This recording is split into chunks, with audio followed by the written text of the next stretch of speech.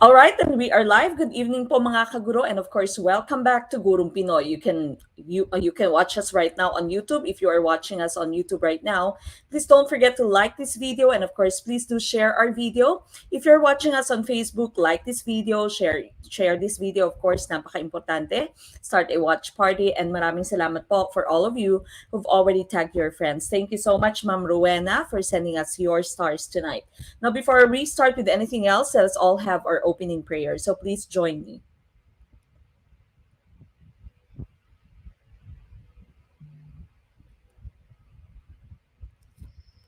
Lord God, salamat po sa oras na ito na binigay niyo muli sa amin. Sa pagkakataon, Panginoon, salamat po sa maraming mga pagpapala at proteksyon na dulot mo sa bawat isa sa amin. At Panginoon, kami po ay humihingi ng inyong paggabay muli sa amin pong gagawin sa oras pong ito. Sana po ay marami po kaming matutunan sa mga leksyon na aming aaralin po ngayon. Patuloy po nawa na tulungan mo po kami sa aming mga pangarap, Panginoon. Ibinibigay po namin ang lahat po sa inyo, Panginoon, dahil ikaw po ang nagsabi na kung kasama ka namin sa lahat ng pagkakataon ay tunay nga po na magtatagumpay po kami. Kaya Ama, sana po ay mapakinggan mo ang mga hiling po namin na ito. I-bless mo po ang family ni Ma'am Mek, ni Sir Ram, maging ang mga pamilya din po namin, Panginoon. Dalangin ho namin ang buong bansa namin, buong mundo na nakakaranas pa po sa pandemic. Sana po ay bumuti na ang kalagayan po namin, O Diyos. Naniniwala po kami sa inyo sa mga pangako mo sa bawat isa sa amin. Salamat po sa Panginoong Jesus na nagdulot po sa amin ng pag-asa sa buhay po na ito. Ama, ito po ang aming dalangin sa pangalan ni Jesus. Amen. Amen. All right, now we would like to welcome back the members of our Gurong Pinoy team, starting of course from Team Gardner, our Team Veterano, ganun din po sa ating mga Team Newbies, Team Erickson. If this is the first time that you're watching us and you are still not a member of any of our teams, please do send a message to Gurong Pinoy's FB page para po malaman ninyo kung paano po kayo maging member ng ating Gurong Pinoy teams. That is the only way that you can join our final coaching. Again, by August 21st, wala na po tayong magiging live stream on YouTube and Facebook. Our live streams would all be through Gurong Pinoy team. So again, this is the only way that you can join our final coaching. The schedule for our final coaching can be found on your screen right now. So please become a member of Gurong Pinoy teams. Mag-send po kayo na message through our Facebook page. Okay.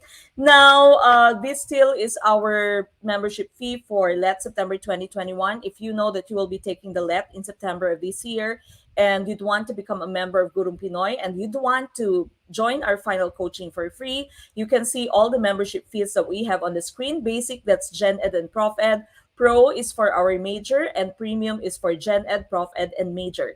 Now for our 1-year membership fee, this is going to start by October of this year until September 2022, and we call this Team Piaget. If you will be taking the LET in January, March, or in June, or it might be in September next year, you can join Team Piaget and we have your 1-year membership fee. Basic, Gen Ed, and ProfEd, that's 2,000. Pro, that's also 2,000. Premium is only 3,000 pesos. We still do have our discount of 500 pesos for the first 200 members. So again, if you'd want to become a member of Team Piaget, please do send us a message through our Facebook page. Your firm of your firm or your former membership fees will be deductible from the membership fee of Team Piaget. Say you are a member of Team Gardner or you are a member of Team Erickson and you'd like to, but you will be taking the LET in January, March, or June, then all your former membership fees are going to be deducted from Team Piaget's membership fees. Okay, so again, please do join us. That is the only way that you can join our final coaching. Thank you so much to all our supporters. Our supporters also have their exclusive group where I post extra materials for them with answer key. Maraming salamat din sa ating mga star senders. Maraming salamat, Ma'am Rowena. She's already sent us her stars for tonight. If you are watching us on Facebook, please do send us your stars. Again, your stars. These funds are going to be used for all the activities that we have. If you are watching us on YouTube, you can also send us your super chat, and super stickers. Maraming salamat po. Now, again, one of the ways through which we can give back the stars and the super chat, super stickers to you is by having all these activities that we have where we are giving out cash prizes. So our Quiz Bee tournament, this is the next activity that we have. The grand tournament will be on August 14th, 6 p.m. PH time. So this is going to be by next Saturday. Our exciting cash prizes would await the winners. First prize is 3,000, second prize 2,000, and third prize is 1,000 pesos. So again, please do send us your stars, super chat, super stickers. Maraming salamat po. Please be one of the lucky subscribers of first 1,000 subscribers of Rain TV. This is my daughter's YouTube channel, Rain TV HD, and have a chance to win 200 pesos. She has already given her grocery giveaway. And so maraming salamat po for those who have joined our grocery giveaway. And also congratulations to all the lucky winners. So for now, we will have your ProfEd. This is 20 items that our Gurong Pinoy teammates have already answered through their quizzes this morning. And so please do like this video and start a watch party. Share this video if you'd want us to already start. Mag-like na po ng ating video. Maraming salamat po for those who've already liked this video. And of course, napaka-importante that you share our video. Maraming salamat, Sir Desnilio. Sir Desnilio or Ma'am Desnilio. Ma'am Desnilio for sending us your stars. Thank you po. Again, we still have our stars goal, so please support Gurong Pinoy by sending your stars. Maraming salamat po. Okay, go ahead and like this video, tag all your friends.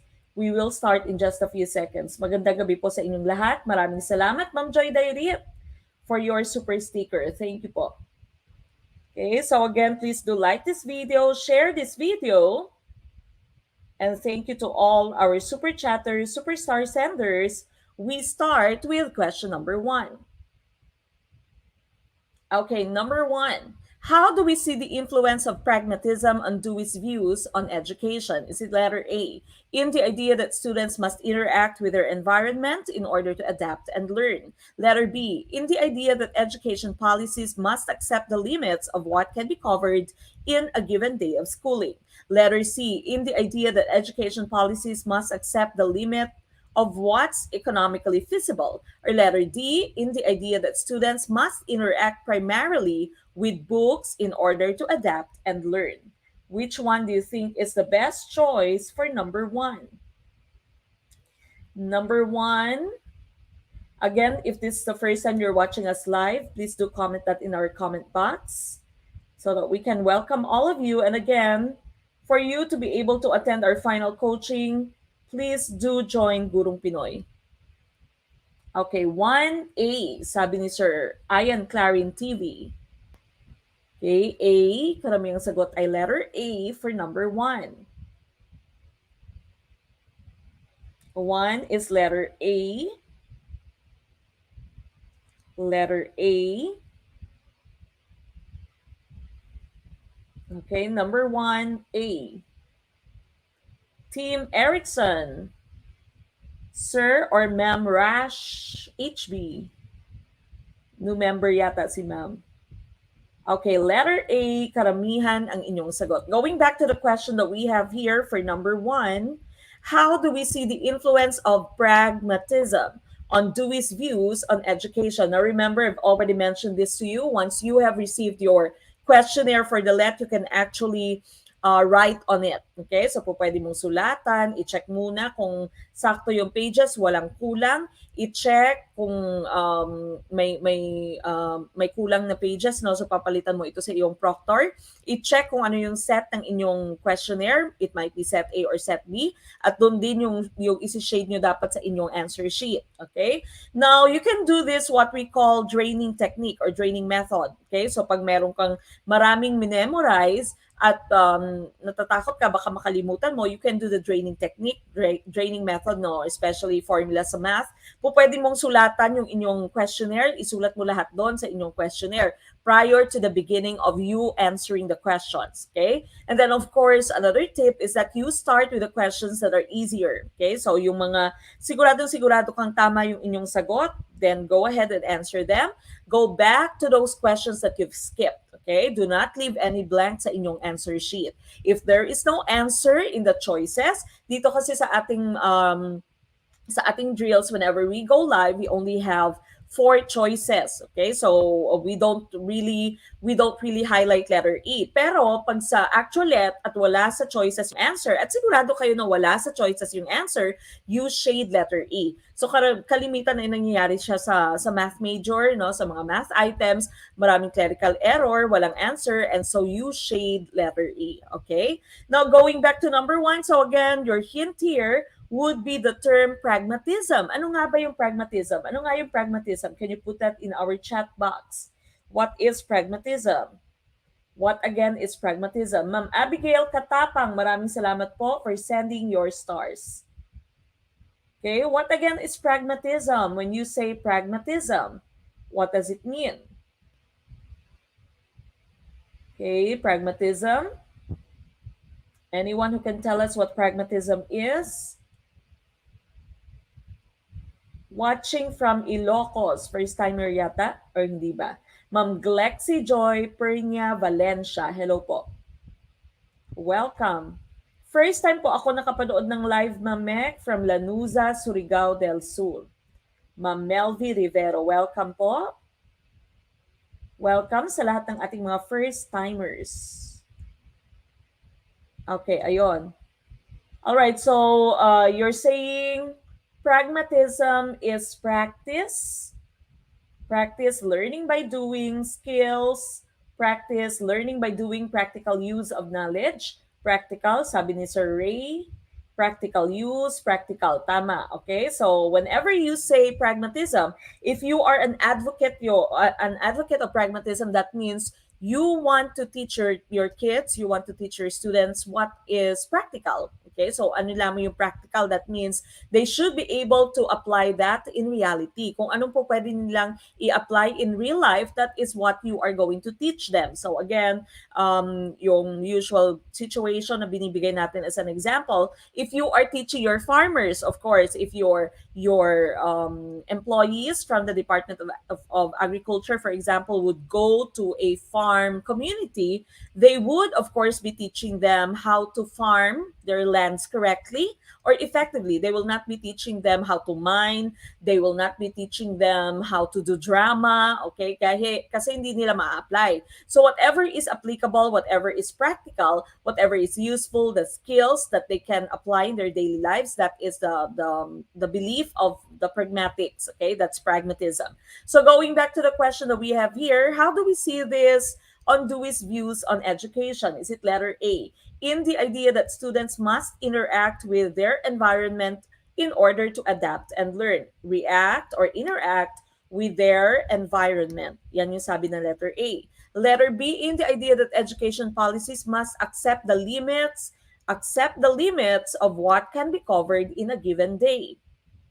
In the idea that education policies must accept the limit of what's economically feasible. Okay, this one, what can be given in or what can be taught in a given day. And letter D, in the idea that students must interact primarily with books in order to adapt and learn. Hence, the correct choice here would be letter A. Okay, so they should interact with their environment. They should be able to apply whatever it is that they've learned in your classroom to their everyday living. Okay, so that's pragmatism. And so the correct choice is letter A. Letter A, that's the answer for number 1. Okay, awit, pero move on sa mga nagkamali. We go to number 2. What level of Bloom's taxonomy is demonstrated by a student reciting information? Is it letter A, understanding or comprehension? Letter B, remembering or knowledge? Letter C, evaluating? Or letter D, creating or synthesis? Okay, which one do you think is the best choice for number 2?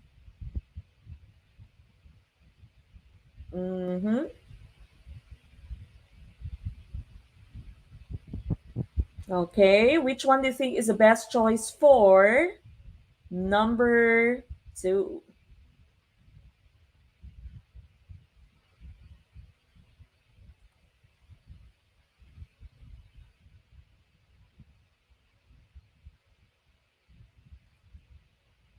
First time to watch live. Welcome po, Ma'am Nadsley or Nadsly.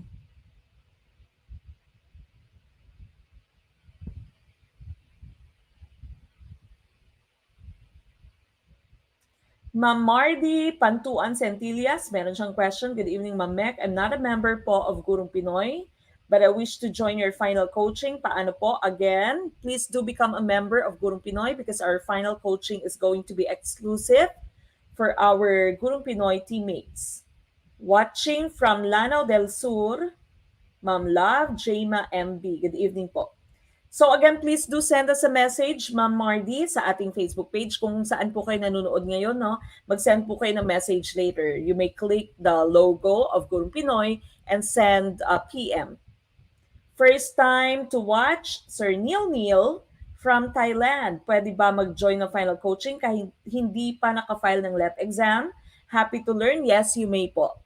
Okay, so again, please do become a member para po maka-join kayo ng ating final coaching.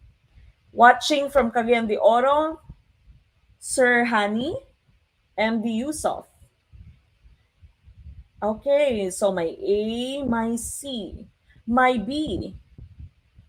Iba-iba ang inyong sagot. Mhm.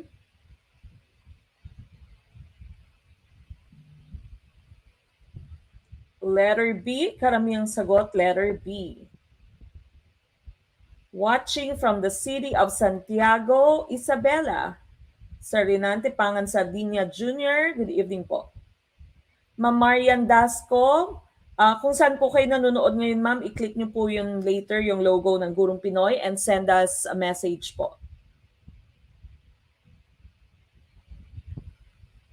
Ma'am Sheena Kalbog, some of the coaches, yung tanong ni Ma'am Sheena, the same coaches po ba ang sa majorship?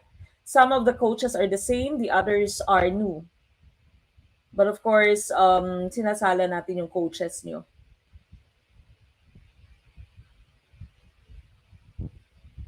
Watching from Cebu, Sir Richard Torres. Good evening po. Okay. Karamihang sagot ay letter B. Sir Deo Soriano Takad, watching from Nueva Ecija, Licab, first timer. Watching from Maguindanao, Ma'am Heriarhen Benito Migkadal. Good evening po. From Cubao, Quezon City, Ma'am Judeline Ruiz. All right, we go back to our question here. What level of Bloom's taxonomy is demonstrated by a student reciting information? Your hint here is reciting. Okay, you all know what reciting is, no? So reciting, that's only simple recall. Simple recall lamang siya. Say you are reciting yung panunumpa sa watawat ng Pilipinas. Minemorize mo lang siya, and then of course you are just verbalizing it. Okay, so what level of Bloom's taxonomy is demonstrated here? Is it understanding? Is it comprehension? Remember that if you are talking about comprehension or understanding, the child should be able to explain it using his or her own word. Okay, so paraphrasing, explaining, compare and contrast, maaring nasa under na sila ng understanding or comprehension. Okay, now letter B, remembering or knowledge, that is the best choice here. That is our answer for number 2. Hindi po siya evaluating, no? Hindi siya nag-evaluate. Hindi din siya creating because the student is not creating something new. Okay, so this is just reciting information, not using his or her own word. And so this is letter B, remembering. That's knowledge level, the lowest of all the level in Bloom's taxonomy. Now remember the old version and the new version of Bloom's taxonomy. This is taken from Schultz in 2005. So again, for the old version, they all used nouns. Okay, so nouns po yung ginamit sa ating levels. Again, the first 3 levels here are your lots or your lower order thinking skills. The last 3 are your HOTS or your higher order thinking skills. So usually, if you are going to teach, no, if you are already teaching, your supervisor, your department head would usually tell you whenever you make your test, you should be including evaluation, synthesis, analysis types of questions. Hindi po pwedeng knowledge level lamang lahat. Hindi po pwedeng comprehension, application level lamang lahat. No? So, in your DOK, your depth of knowledge, meron tayong tinatawag na may level 1, level 2, level 3, and level 4. So, dapat yung mga evaluation questions nilalagay mo rin, synthesis, usually nasa essay part sila, no? Sa mga nasa last part sila.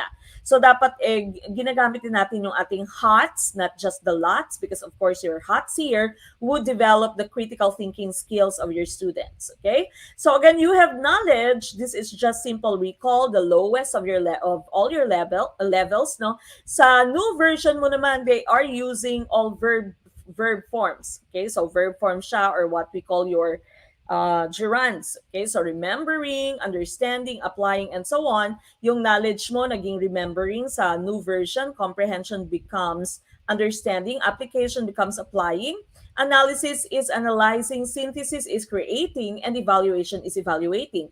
Now, very important for you to note the switch between synthesis and evaluation. If you have evaluation as the highest level in your old version, right now in the new version, it's already creating, which is the highest level in your Bloom's taxonomy. This was created by Anderson, one of his students. Okay, so again, sinwitch nila, so creating na po yung highest level ngayon. Again, knowledge is just simple recall. Comprehension, as I've mentioned, the child can use his or her own word to express meaning, not to explain. Application, they can use whatever knowledge they have into another situation. That's application or applying. Analysis and synthesis are opposites in nature. When you say analysis, you take a whole and you separate the different parts of it. Synthesis, on the other hand, are creating now in your new version of taxonomy, of your taxonomy. Synthesis is putting together the parts to make a new whole. Okay, napaka-importante na bago yung na-create niya. No? It's not just something that she has put up using the methods that your teacher has given, for example, but it should be something new. And of course, evaluation, or evaluating the second to the last for your new version of your taxonomy. Evaluation is when the student can already debate, the student can defend his or her opinion, the student can judge something. Okay, so that's evaluating. But now again, the highest of all the levels now in this taxonomy is creating. That's according to the new version. Okay, so again, going back to the question that we have, it's remembering, letter B. We move on with number 3. Marcus just learned how to calculate averages in his math class, and now he is using this knowledge to compute his GPA. What level of Bloom's taxonomy is demonstrated in this example? Is it letter A, analyzing, letter B, creating or synthesis, letter C, remembering or knowledge, or letter D, applying? So this is an application of what you have learned a while ago, no? So Bloom's taxonomy pa rin po siya. Ano kaya ang ating tamang choice for number 3? Number 3, maraming salamat, Ma'am Tiffany, for tagging all your friends. Ma'am Tiffany Takuyo Nestal, maraming salamat po. Again, please do send us your stars if you can. Also send us your super chat, super stickers.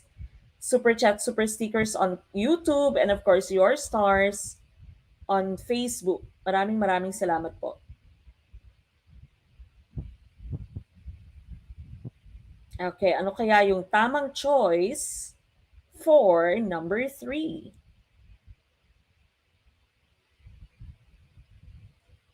Number 3, what do you think is the best choice for number 3?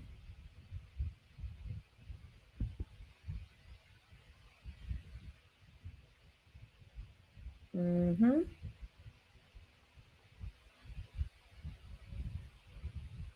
Number 3, what is your choice? A lot of you are saying letter D, letter D. Letter D for number 3. Again, maraming salamat po for tagging your friends. Okay, number 3. Letter D ang karamihang sagot ninyo. Sir Ian Kim, question siya, how to enroll for final coaching po, social studies major. Again, please do send us a message through this Facebook page. Kung saan po kayo nanonood ngayon, na mag-send po kayo ng message later. After our live stream, pwede po kayo mag-send ng message. Ma'am Cherry Casido Larena, maraming salamat po for the stars, Ma'am Cherry. Again, Ma'am Cherry, thank you so much po for sending us your stars.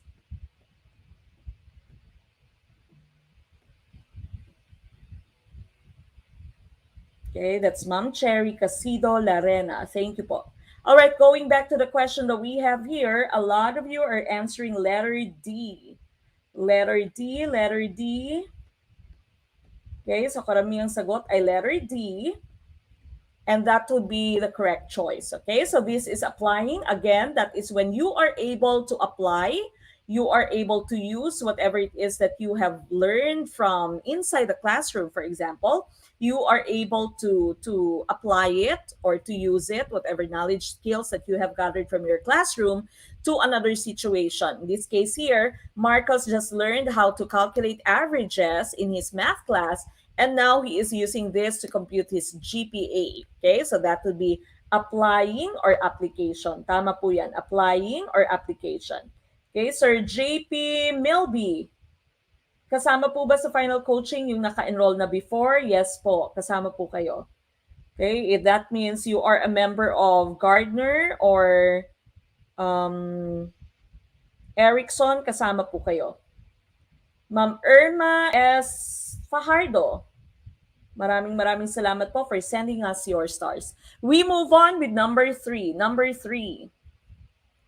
Bandura's study involving young children and a Bobo doll revealed that, letter A, when left alone, children preferred to play with dolls and over blocks. Letter B, aggressive behavior from adults toward toys had no impact on children's behaviors with toys. Letter C, children are naturally violent when playing with dolls. Or letter D, children exposed to a model treating a doll aggressively learned aggressive behavior through imitation. Okay, which one do you think is the best choice for number 4? Sir Nasser B. Haron, Mamek, Shukran sa tulong mo sa amin para maka-review ng ganito online. You're welcome po. Thank you for tagging all your friends. Again, sa mga nagtatag po ng friends nila, maraming salamat po. Again, if you still have questions with regard to our final coaching, mag-send po kayo ng message later. Diyan po kung saan po kayo nanonood ngayon, ma'ams and sir.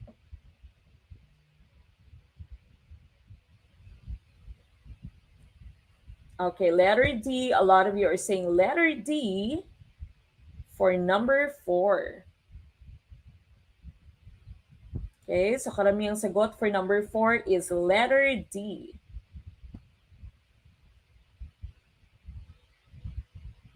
Letter D. Going back to the question that we have, Bandura, of course, that would be Albert Bandura for behaviorism. The one who gave us a social learning theory, learning by imitation and observation. In his study involving young children and a bubble doll, revealed that the correct choice here, of course, would be letter D. Tama yung letter D. Children exposed to a model treating a doll aggressively learned aggressive behavior through imitation. Remember, Badnuda said children learn through observation and imitation. Okay, so that would be the best choice. So this right here was the example that we have for Albert Bandura and the bubble doll. So this here is your bubble doll. No? So para siyang airfield doll. And so the kids here, you have a male kid and a female kid, just to show that there is no difference in the way they react, even if they have different genders. So what happened was that they were shown a video. Okay, there's a video of an adult, and the adult is using aggression towards the bubble doll. And so what happened was that when these kids were placed inside a room with that bubble doll, they also were aggressive. They were also aggressive towards the bubble doll. Okay, so if you see a kid hitting someone, di ba merong mga ibang batang mahilig mag-hit, no? Mahilig mang-jombag. Okay, so pag meron kayong nakikitang batang ganyan, that means meron siyang nakikitang adults na nang jojombag din. Okay? So, napaka-importante po, again, napaka-importante that we are aware of our actions, especially around kids. Okay? So, because they are very observant, no? Napaka-observant nila, and they're also very absorbent. Okay? So, na-absorb nila lahat. Minsan, akala mo wala lang sa kanila, minsan akala mo hindi sila nag-o-observe, pero nakikita nila at minsan gagawin nila. And so be very careful, especially with your young students. If you are a kindergarten teacher or if you have young kids, no? So if you have toddlers, if, for example, in my case, I have a 4-year-old, they are very sensitive and they would be following the actions. Okay, so minsan may mga nang jujombag na bata, that is because they see adults or they see people around them also doing that. And remember, according sa ad nyo, no, sa observation imitation according to Bandura, nagiging tama sa mata ng mga bata ang ginagawa ng mga matatanda. So dapat careful tayong lahat. Okay? There was a time when Rain went to her school and she said meron daw nanghagi sa kanya ng cone. May isang batang lalaki na nanghahagi sa kanya ng cone. And so, hindi lang naman kay Rain, no? Halos lahat ng bata ay nahagisan daw niya ng cone. And so, galit na galit daw siya, sabi niya. Tapos, binantayan niya sa door, no? Sabi niya, nasa playground sila. Tapos, pabalik na sila sa classroom. Sabi daw niya sa kay nanay niya, binabantayan niya yung bata. Sabi ni Rain, if I see him, I'm gonna punch him. Okay, sabi niya. Kasi galit na galit siya. Twice daw siyang hinit ng cone, sabi ni Rain. And so, pero sabi ng nanay niya, si nanay siya, the mom already said sorry to me.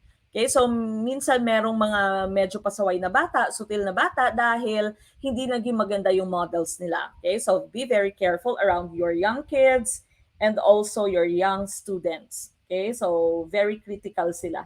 All right, so that would be letter D for number 4. We move on with number 5. According to Vygotsky, a child's use of the word da for daddy is indicative of which stage of speech development? Is it letter A, pre-intellectual speech, letter B, self-talk, letter C, autonomous speech, and letter D, egocentric speech? Okay, which one do you think is the best choice for number 5? Maraming salamat po for tagging your friends. Sa mga nagtagpo ng kanilang friends, thank you so much.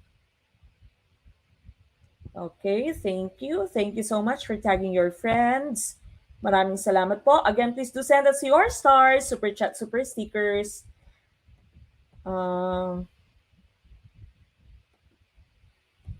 Paano po mag-send ng stars? Sabi ni Ma'am Rochelle Paglinawan Betorico. Meron po dyan sa chat box nyo, ma'am.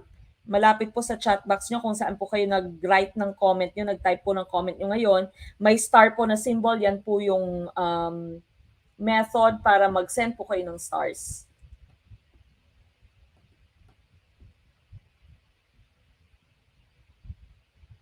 Ma'am Jaila Gold Jewelers. Late na po ako from church pa. Good evening, everyone. Sabi ni Ma'am Jaila. Whole day ako nanood ng YouTube videos ng Gurong Pinoy today. Thank you, Ma'am Met. Maraming salamat po. Again, we have so many videos on our YouTube channel, especially no, sa balikan niyo po yan. 100 plus videos sa ating live stream na playlist. There's a separate live stream for Gen Ed, my science na live stream.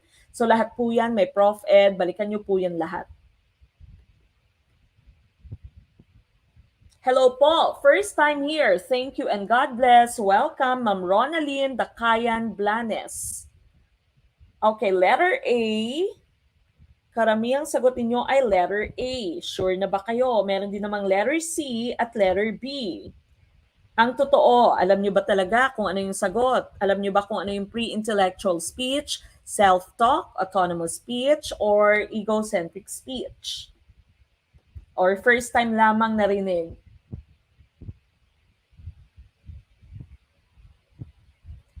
There was one of you who left a comment in one of the videos, no? Merong isa nag-comment sa isa sa mga videos natin na, Mamek, sabi niya, Mamek, napapansin ko lang, sinasabi niyo kasi lagi na ewan ko lang dyan sa Pilipinas. Tapos yung tanong niya, applicable po ba yung mga questions na yan dito sa Pilipinas? Kasi po sinasabi niyo lagi na dito sa Amerika at ewan ko lang dyan sa Pilipinas.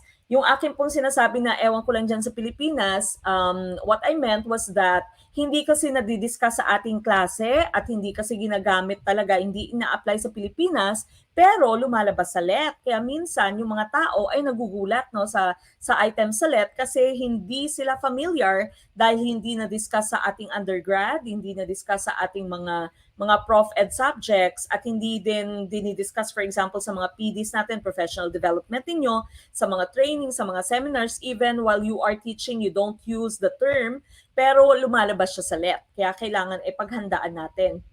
Minsan may mga nagugulat, katulad ng 2019, nagulat sila about sa technology integration matrix, no, sa mga infusion, sa ganong mga terms dahil first time nilang nakita. And so ito baka first time nyo din makita, maaring first time yung makita, yes, first time narinig, no? Maraming first timer, not familiar, and so maiging i-discuss natin dahil baka makita nyo ito sa actual lab. Okay, so going back to the question that we have here, Sir Johnny Joker TV, hello po, first time here, sabi niya, thanks po. Okay, now number 5. According to Vygotsky, a child's use of the word da for daddy is indicative of which stage of speech development. And you are given the 4 different stages, okay? The different stages of speech development. The correct choice here is letter C, autonomous speech ito, no? So this is actually autonomous speech. Puntahan natin yung ating next slides. Ma'am Jaila, maraming salamat po for sending stars. Okay, so this again is letter C, autonomous speech. Okay, so we go to our discussion. This here is Sir Lev Vygotsky. This is from study.com. He believed that speech begins as a means of communication and socializing and later becomes a tool of thinking. Okay, so the usual question in the lab, what is Vygotsky's belief with regard to language? Okay, so yung inyong magiging sagot would be language is an integration combination of communicating and socializing. Okay, so communication and interaction with the adults around you, interaction with your environment. Okay, so this for Lev Vygotsky's speech, it begins as a means of communication and socializing and later becomes a tool of thinking. So according to him, there are 4 different stages, no, in speech development. The first one would be pre-intellectual speech. Yung pre-intellectual speech is when the child is still very young. So infancy pa ito nangyayari yung inyong pre-intellectual speech. Your child would usually just cry. Okay? So yung pre-intellectual speech mo would be crying, would be babbling, yung mga sounds pa lang nakikreate ang bata, no? So this would usually be to signal that the child is hungry, the child has discomfort, maaring wet yung diapers niya, maaring may sakit yung bata. So this is pre-intellectual speech. Tinawag siyang pre-intellectual speech dahil this is a type of speech that they're using prior to the development of their intellect. If you are trying to also think about Piaget, okay, so sa stages ni Piaget, this is prior to the development of the intellect of the child. So that's pre-intellectual speech. Now, the second stage is autonomous speech. Ito po yung ating sagot, no? This would usually be happening when the child is indicating an object in plain sight. You remember some kay Piaget, no, during this stage kay Piaget, usually nasa 2 to 3 years old yung bata dito. This is when the child still has not developed object permanence. So yung consideration lamang ng bata ay yung mga objects na nasa plain sight niya, yung mga nakikita niya. So when the child will be pointing at the bottle, for example, when the child is indicating the bottle, which is sa plain sight niya, that will be autonomous speech. It facilitates limited communication with adults. Okay, this is the limited method of how the child would communicate with the adults. Okay, so for example, the child still cannot say the entire word, but the child is just pointing at the bottle, and the child would say ba. Okay, so remember sa ating question, da pa lang yung nasasambit ng bata, no? That's why autonomous speech yung ating sagot. Da indicating the daddy. If the daddy is not around, then the child will not be thinking about his dad. Remember, this is your prior to object permanent. So hindi pa niya alam na everything exists, no? Nandyan lang yung isang bagay. Para sa kanya, kung hindi na nakikita, then it does not exist. Parang ikaw sa boyfriend mo, meron bang ganyan, no? Sa boyfriend mo, kung hindi ka na nakikita, wala siyang girlfriend, no? Parang ganon yung autonomous speech mo. So whatever the child can see in plain sight, the child would just be using his limited or her limited methods of communicating, usually nasa syllable pa lamang. And so this was our answer in our question a while ago.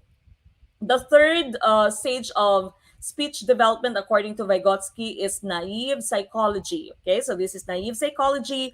The child is already able to speak or to mention the entire word. Okay, so kung sinasabi na niya ball, hindi lang ba. Okay, so ball, the entire word na, and the child is also able to relate the word to that object. Okay, so alam na niya na ang object na to ay tinatawag na ball. Okay, so that's the third stage, which is naive psychology. Naive pa rin, meaning bago pa lang, no? Bagong-bago pa lamang, nakaka-form na siya ng words or sometimes simple sentences. Pwede ng short, simple sentences, nakaka-form na yung anak mo.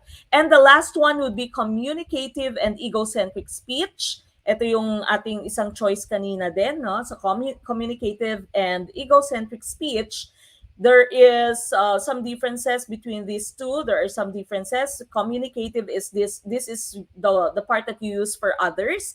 Okay, so this is I want milk, for example. Now the child would use this to communicate with the adults around him or her. Egocentric naman, this is for oneself. So self-talk, that will be part of your egocentric speech. Yung communicative speech mo naman would be to communicate with others. Okay, so those are the four stages of speech development according to Lev Vygotsky. So again, here, the child is able to use the word da for daddy. And so this is just autonomous speech. Again, we have pre-intellectual, autonomous, then you have your naive, you also have your egocentric and communicative. Okay, so first, pre-intellectual, hunger, discomfort.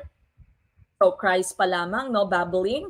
Then autonomous, these are just syllables, only these objects that they can see in plain sight. Then you have naive psychology, words or simple sentences, and they can already equate, they can already relate the item, the object with the word. And of course, you have communicative and egocentric speech. Egocentric is for oneself, that self-talk, and communicative is the one that you use for communication with other people. Okay, so again, autonomous po ang ating sagot. We move on with number 6.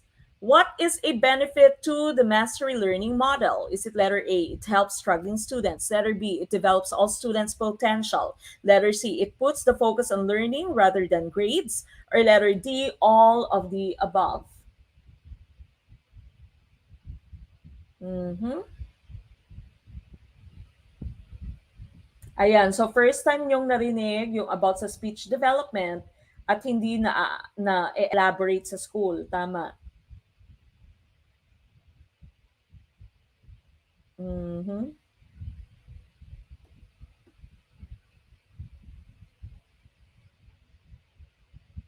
Tumpak pa rin, sabi ni Sir Mark Louis. Ligwak naman si Sir Nasir. Awit pero move on. May mga nakatsamba. Merong umawit.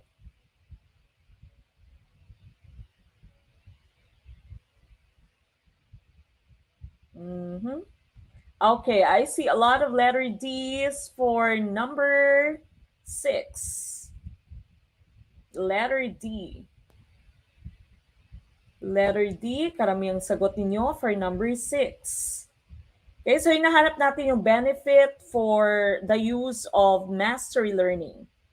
Bakit ba ginagamit natin yung mastery learning model? Remember, mastery learning is when the child has gained the correct grasp, no, meron siyang complete grasp ng all the knowledge and skills of a certain topic. So pinauulit mo, inuulit-ulit mo, nagbibigay ka ng drill. Remember, mastery would always come with drills. Okay, so it's one of the common questions sa LET, no? Common questions sa LET. If you see a question in the LET, you want your students to gain mastery of the topic. What are you going to use in teaching them? Your answer would be drills. Okay? Palagi magkasama po yung mastery, yung drill. At meron ding isang common question, no? As a teacher, teacher Sheena, for example, is always using drills to teach her students. She wants her students to achieve mastery of the lesson. What type of assessment is applicable to this type of learning environment? Your answer would be criterion reference testing yung ginagamit, no? So mastery, drill, criterion, that would always, or those words are always together. So pag may nakita kayong mastery, yung question is about mastery, and of course may choice na drill yung inyong sagot, no? Pag may drill, tapos inask kayo kung anong model yung ginagamit, mastery yung sagot. Mastery and drill, anong klase ng testing ginagamit, criterion reference. Okay? Now, what is a benefit to the mastery learning model? It helps struggling students. It develops all students' potential. It puts the focus on learning rather than grades. The answer is all of the above. Okay, so all of these are correct. Letter D is the correct choice for number 6. All right, we move on. Number 7. Why should teachers use intrinsic motivational tools? Is it letter A, they create interest, investment, and the desire to learn class material? Letter B, they make students' parents satisfied with class time. Letter C, they increase teacher salaries. Or letter D, they help students compete with each other. Okay, which one do you think is the answer for number 7? It's very easy. Mm-hmm.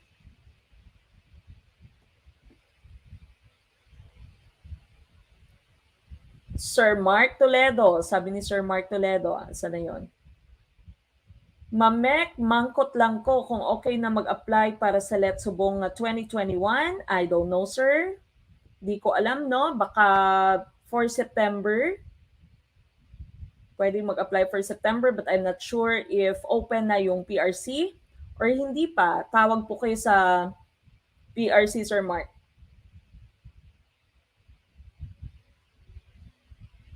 Okay, number 7, a lot of you are saying letter A.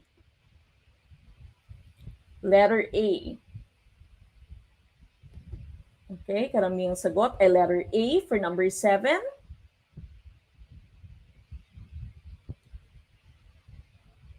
Mm-hmm. Okay, number 7, why should teachers use intrinsic motivational tools? Now remember your intrinsic motivation, this is within the child, no? So sa loob muna, sa loob mismo ng child, no? Within the child's self, ito yung tinatawag nating intrinsic motivation. Why do we use this as teachers? They create interest, investment, and the desire to learn class material. They make students, parents satisfied. So again, X na itong letter B dahil ito ay with regard to the teacher. Remember, intrinsic is only with regard to oneself, no? Sa estudyante mismo. Letter C, they increase teacher salary. So ito, this would involve the teachers. So that cannot be our choice. Or letter D, they help students compete with each other. Okay, so the student is now competing with another student. That cannot be the correct choice. Hence, letter A po ang ating sagot for number 7. Tama ang letter A, no? They create interest, investment, and the desire to learn class material. Now remember the 2 types of motivation that you have. This is from Very Well. You have extrinsic motivation. You are motivated to perform an activity to earn a reward or avoid punishment. Okay, so maaari may reward ka, no? Magiging top student ka, may medals ka, may ribbons ka, magbibigay yung nanay mo ng pera sa'yo, ng gadget, or to avoid punishment. Intrinsic motivation, on the other hand, you are motivated to perform an activity for its own sake and personal rewards. Okay, so it's something that is personal. Why do you want to learn this? For example, why do you want to learn how to play the guitar? For example, is it to play in front of other people so that you can use this as your livelihood, or is it only for yourself? What is your motivation? So again, these are the 2 types of motivation that we have. Intrinsic is within yourself, and extrinsic is with the use of material. Okay, minsan material object, minsan person then around you. Okay, now we move on. Number 8, what is motivation? Okay, what do you think is the meaning of the term motivation? We'd always look at the term or we'd always see the term motivation, but what really is motivation? Is it letter A, curiosity about classwork? Letter B, the inner drive to act? Letter C, the tendency to work hard? Or letter D, an inherent characteristic of students? Okay, ano kaya ang tamang choice? For number 8. Number 8. What do you think is the correct choice for number 8? Letter B. I see a lot of letter B's for number 8. Number 8, B, B, B. Karaming sagot for number 8 is letter B. Okay, tingnan natin kung karamihan ay tama o karamihan kaya ay ligwak. Genocide kaya yung mangyayari.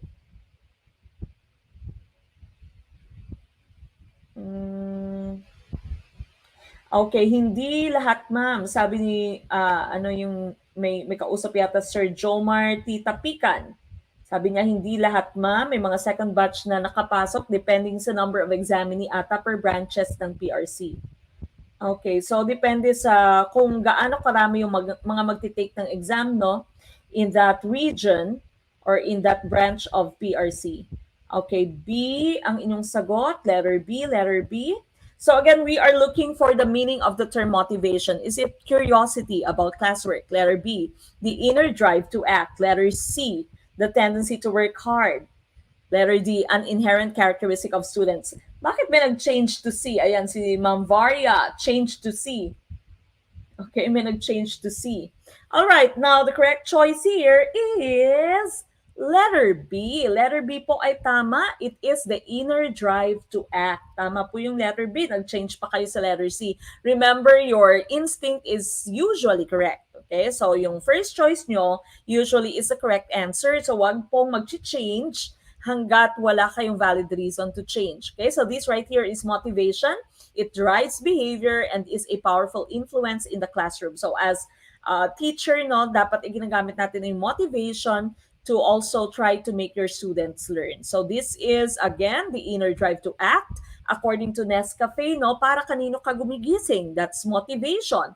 Or according to Energizer, for example, what keeps you going? Okay, that's your inner drive to act. That is your motivation. This is not a paid ad for Nescafe and ano yung isa, Energizer. Okay, so again, the inner drive to act, the inner drive to do actions, to do things, that would be your motivation. Yan po yung tamang sagot for yung sagot natin for number 8. Hindi siya tendency to work hard. Okay, we move on with number 9. Which type of choice allows students to choose seating? Letter A, cognitive. Letter B, structural. Letter C, organizational. Or letter D, procedural. Okay. Which one do you think is the best choice? For number 9. Kasad may first instinct, sabi ni Ma'am Varia. Nag-change ka kasi. Usually, yung instinct mo would be correct. Kaya lang hindi siya applicable sa love life, no? Usually yung first love mo, sabi nila first love never dies. Pero mukhang hindi naman totoo, no? Yung usually yung first love mo kasi puppy love, high school, hindi ka pa mature enough, no? So usually yung first love mo would not last. Very rare lamang, very lucky those people who stay with their first love, so hanggang mag-asawa na sila, hanggang magkaanak na sila, pero usually yung first love mo would not last. Okay, so parang trial and error pa siya, no? Testing grounds pa lang siya, hindi mo pa alam kung paano mag-handle ng relationship. Okay, pero sa left, yung first choice mo is usually the answer, no? Correct choice siya usually. So wag mong i-change kung wala kang valid reason. Mamatay ka sa inis sa first love? Bakit, Ma'am Buenafe? May hugot, ah. Naalala mo si first love? Nasaan na kaya yung first love nyo? Tapos minsan may mga nagkakabalikan, di ba? Mga lolo at lola na, biyudo at biyuda na. Nung wala pang pandemic, bumalik sa school dahil nag-reunion, 'di ba? Nag-grand reunion, nag-alumni homecoming, tapos nagkakabalikan sila ng first love nila, no, ng ex nila.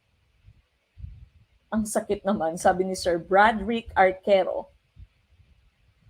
Haba, ayan pahugot, Sir Donde Jomar. Sa'yo nagtagal, pero sa iba kinasal. Ang sakit. Pumunta sa ibang bahay si First Love, sabi ni Ma'am Malika Sulaiman. So usually nakikita sila ulit ng kanyang first love sa alumni homecoming. Nasa 80s na sila, nasa 70s na sila, nagkakabalikan pa sila, wala na silang, pareho na silang byuda. Comeback is real. May nagbabalik pa, Ma'am Tien? Paubaya? Wow! Swerte naman, Ma'am Maria Idona May Ocon. Nasa akin pa po siya, Ma'am Mek.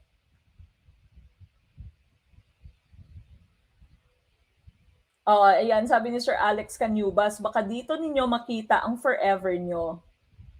Comeback is real. Walang forever.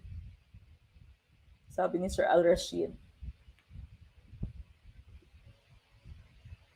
First love na di na pwedeng balikan kasi matsakip. Sana oil. Aanhin ang damo kung kinain na ng kabayo. Ay, si Ma'am Priscilla Llamas, first love ko ang husband ko. Sana all. Yung inabot kayo ng 8 years sa ligawan stage at sa MU stage, parang ang sakit naman po nun kung paubaya pa din. Ayan, buhay na naman kayo. Gustong-gusto nyo, yan lagi yung topic. All right, going back to the question that we have here, which type of choice allows students to choose sitting? Okay, so this right here is another question na hindi tayo sigurado, no? Hindi tayo masyadong sigurado sa ating sagot. Is it letter A, cognitive, letter B, structural, letter C, organizational, or letter D, procedural? Ano kaya yung tamang choice for number 9? Okay, the correct choice that we have here is letter C. Organizational po ang ating sagot.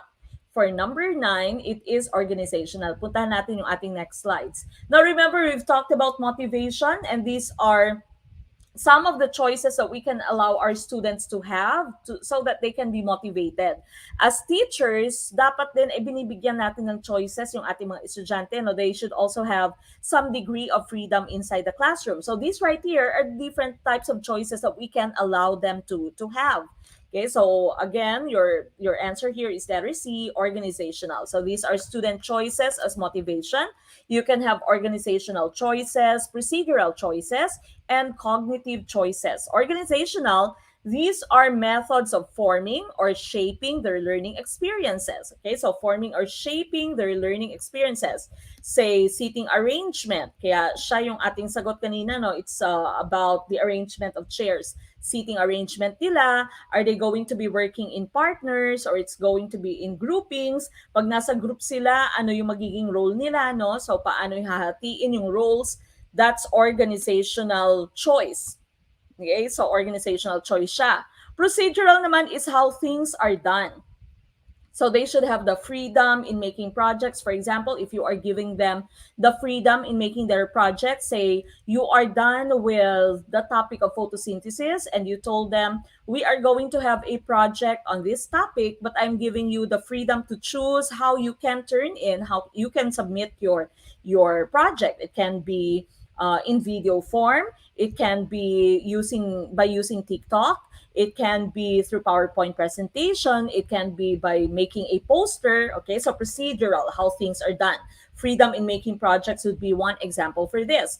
And number 3, cognitive, your students here would actively think about aspects of learning and make choices. So here, pag cognitive naman, involved na yung thinking. So say brainstorming, when they are trying to decide on a certain topic, kung ano magiging action research niya, for example, no, topic niya sa thesis, for example, doing debates, okay? So involved na yung cognition niya, involved na yung brain niya, that would be cognitive choices. Okay, so these are the 3 student choices that we can use as motivation. Hence, the correct choice for number 9, to choose their seating, that would be letter C, organizational. Okay, organizational, letter C. That is the correct choice for number 9. We move on with number 10. Again, if you are a member of Gurong Pinoy team, no, yung ating pong PowerPoint presentation ngayon ay pupunta po, ipopost po sa ating Gurong Pinoy team right after this discussion, this live stream.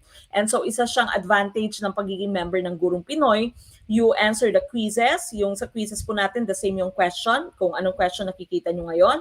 And then of course, they get to have a copy of our PowerPoint presentation. And so if you can, magpa-member na po kayo. And of course, you can also join our final coaching, all the activities. For free na yung final coaching and pre-board natin sa ating mga teammates. Okay, number 10, which is an example of cognitive choice. This is an application of what you've learned from the previous slide. Okay, cognitive choice, using the brain, no? Using cognition, using thinking. Is it letter A, choosing homework? Letter B, choosing an alternative ending to a novel? Letter C, choosing sitting? Or letter D, choosing a desk partner? Okay, which one do you think is the correct choice for number 10?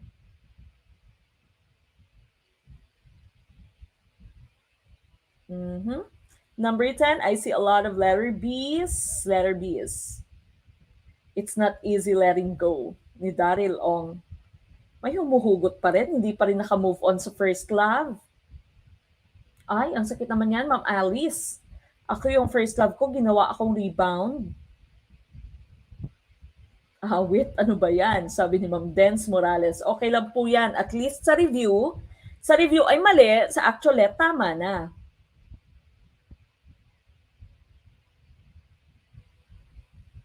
Ay marami ng ganyan, sabi ni si Ma'am Blendum, si Sir Blendum, Kulay Jr., tatawagin kong gurong Pinoy lover pag may nagkagustuhan dito at nagkatuluyan.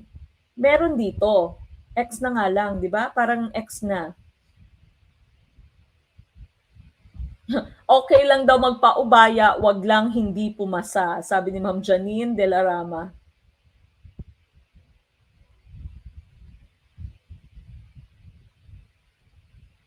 Ma'am Figeline Adlawan, late. At least nakahabol sa live. Puro lang kasi ako replay. Welcome po.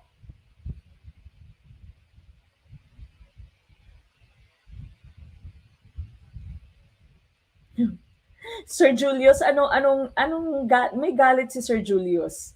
Sir Julius Laureano Dahan II. Wala na ng intro-intro kayo na may jowa.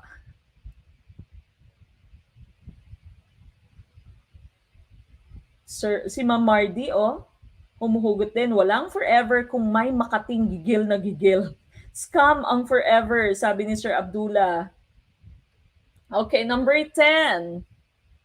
Number 10 na po tayo, cognitive choice. We have just had our discussion on the different student choices that we can use, no? So merong organizational, kung paano ginugroup yung seats. For example, sino yung magiging groupmates niya, sino yung magiging desk partner niya, magiging partner niya in a pair work, yung inyong procedural, kung paano gagawin yung isang bagay, no? Yung kanilang isang task inside the classroom. And of course, right now, for number 10, you are being asked for cognitive choice. One that would use cognition of the child, one that would use the ability of the child to think. Okay, so thinking prowess, thinking power, saan dito yung ating hinahanap, which is an example of your cognitive choice. Choosing homework, usually your students cannot choose their homework, no? So prescribe yung homework binibigay ng teacher. Choosing an alternative ending to a novel. Letter C, choosing sitting. Or letter D, choosing a desk partner. Again, choosing sitting here, choosing your desk partner,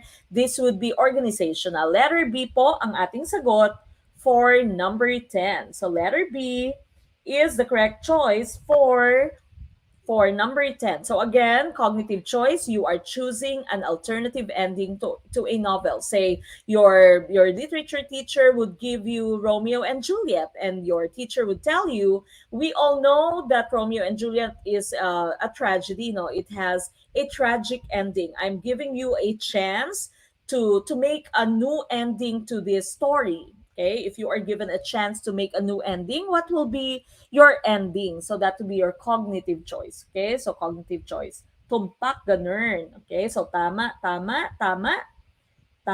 yung inyong sagot. Mm. Okay, now we are already halfway. Please do like this video. Mag-like po muna ng ating video before we move on. Okay, so again, please do like this video. And of course, napaka-importante, please do share our video. I-share po yung ating video, mga kaguro.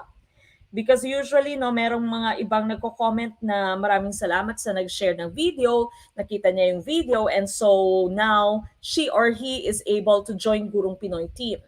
Okay, so again, please do share our video. I-share po yung ating video. Mag-start ng watch party. Napaka-importante po niyan para mas marami pa po tayong matulungan. Okay, alam naman ninyo na kailangang maipasa ninyo yung inyong LEP. Mm-hmm. Okay, please do share our video. We move on with number 11. Mr. Parker always begins each physics class by asking, what do you think will happen if? He believes that acknowledging students' previous beliefs about physical laws will increase their motivation to understand new and accurate concepts. Mr. Parker is utilizing the blank perspective. Is it letter A, cognitive perspective? Letter B, trait perspective? Letter C, humanistic perspective? Or letter D, behaviorist perspective? Okay, which one do you think is the best choice? These are the different perspectives in learning. Okay, nakachamba daw maka-join si Ma'am Morena Lumaginding Aminola. Welcome po, mabuti naka-join. Okay, what do you think is the correct choice for number 11? Number 11 na po tayo. Number 11.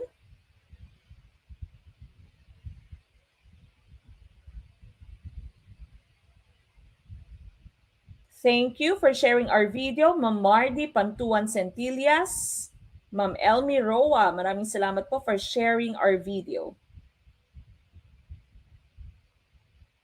Naaamoy ko na yung ulam namin, sabi ni Sir Josky. Ano po ulam ninyo? Okay, no, karamihang sagot nyo ay A, meron din namang D. Okay, so A and D, merong ibang letter C. Okay, letter C, letter A, letter D. Maaring hindi tayo familiar din sa perspective, no? Perspective in motivation. All right, going back to the question that we have here, Mr. Parker always begins each physics class by asking, what do you think will happen if? He believes that he has to acknowledge students' previous beliefs about physical laws, okay, so previous beliefs, and it will increase their motivation to understand new and accurate concepts. Mr. Parker is utilizing the blank perspective. The correct choice here is letter A, that's cognitive. The previous beliefs of students, the previous knowledge of students, and now he is using this as motivation so that they'll understand new and accurate concepts in physics. So cognitive po yung ating tamang choice dito for number 11. Let's take a look at the different perspectives that we have. So these are the different theoretical perspectives of motivation. Meron po tayong apat na iba-ibang perspectives of motivation. The first one would be the trait perspective. Pag sinabi mong trait perspective, this is the idea that motivation involves endearing personality characteristic that learners have to a greater or lesser degree, no? So the student would be motivated to do this if swak siya sa kanyang personality. Okay? Pag sakto siya sa personality niya, then he or she is going to be motivated to do this. Say, your student wants to, or your student likes performing in front of people, and you have given them a performance task where they would be performing in front of the students, okay? Performing in front of their classmates. Since nasa personality niya, very personable person siya, for example, she'd want to always be in front of people, then she or he is going to be motivated to do this, okay? So that's trait perspective. Motivation involves endearing personality characteristic that learners have to a greater or lesser degree. So this here is an example. There are some people who'd always want to be active, while there are other people who'd like to always be passive, no? Yung mga gusto lamang inatutulog. Saan ka, no? Saan ka sa dalawang tao na to? If there was no pandemic, alin ka dito? How do you spend your summer? Are you spending your summer always outside of your house, always gala, no? Palagi kang nasa bahay ng friend mo, palagi kayong may ganap, no? Or gusto mo lamang ba nakahiga ka? So that's according to your trait. Your motivation is driven according to your trait. Yan yung sinasabi ng trait perspective ng motivation. Now, the second type would be behaviorist perspective. Your behaviorists propose that people behave primarily to obtain reinforcing outcomes. They behave so, they do this because they want good outcomes. They want good results. Okay, so say they practice doing something because they want to win. That's your behaviorist perspective. So this right here is one example.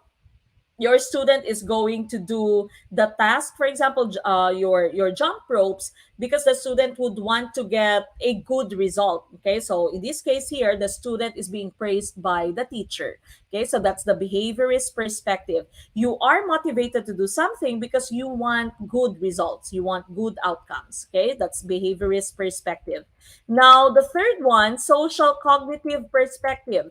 This perspective places emphasis on goals, expectations, and one's own belief in their abilities. Okay, so this one is already social cognition.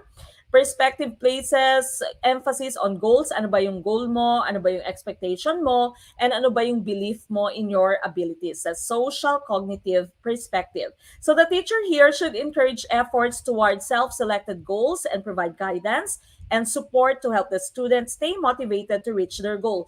Yung pag-teacher ka dito and you are trying to use your social cognitive perspective na motivation, you will just be a facilitator. Okay? So gina-guide mo yung student mo. Ano ba yung goal mo? Usually ginagawa ito ng mga guidance counselor, no? Ano ba yung goal mo? Which subjects would you want to complete this year? Okay? So what would be your goal? And so what they do is they provide guidance and support to help the student stay motivated and keep track of their goal. And the last one, of course, is cognitive perspective. Ito yung ating cognitive perspective. This was our answer a while ago. Psychologists focus on how mental processes affect motivation. So mental process siya, no, katulad ng ginawa kanina ni Mr. Parker. And so they propose that humans are naturally inclined to make sense of their world, and they are motivated by perceived discrepancies between new information and existing beliefs. So ito yung nakita natin kanina sa question. He is using the old belief of the students with that of the new information. Okay, so that's cognitive perspective. So again, those are the four different theoretical perspectives that you have in motivation. So again, if you are a member of Gurung Pinoy team, these would all go straight to Gurung Pinoy teams. Okay, so after this, is send of course yung inyong PowerPoint presentation through Gurung Pinoy's teams. So that would be Team Gardner and Team Erickson. All right. So again, number 11 na pala to, no? Number 11 is cognitive, letter A. Letter A, cognitive. That is a correct choice for number 11. Number 12, which of the following statements about effective classroom management is false? Is it letter A, classroom management should include no less than 10 classroom rules? Letter B, classroom management entails planning ahead of the first day of class. Letter C, classroom management involves the same strategies yet may vary in the techniques used for each class. Letter D, classroom management can be the difference between calm productivity and total class disorder. Okay, which one do you think is the correct choice for number 12? 12 na po tayo. Number 12. Okay, sabi ni Sir Charito, letter A. Letter A. Karamihang sagot ay letter A for number 12. Number 12, letter A. Tulog is life. Ang sarap kaya matulog, no? Pinagsisisihan natin yan na dati ay hindi tayo natutulog. Pag tayo pinapatulog ng mga nanay, tatay natin, ayaw natin matulog. Okay? Ako dati tumatalon pa ako sa bintana, ayoko matulog. Pero ngayon sising-sisi ka, no? Sana natulog ako ng marami. Sana tumangkad tayo.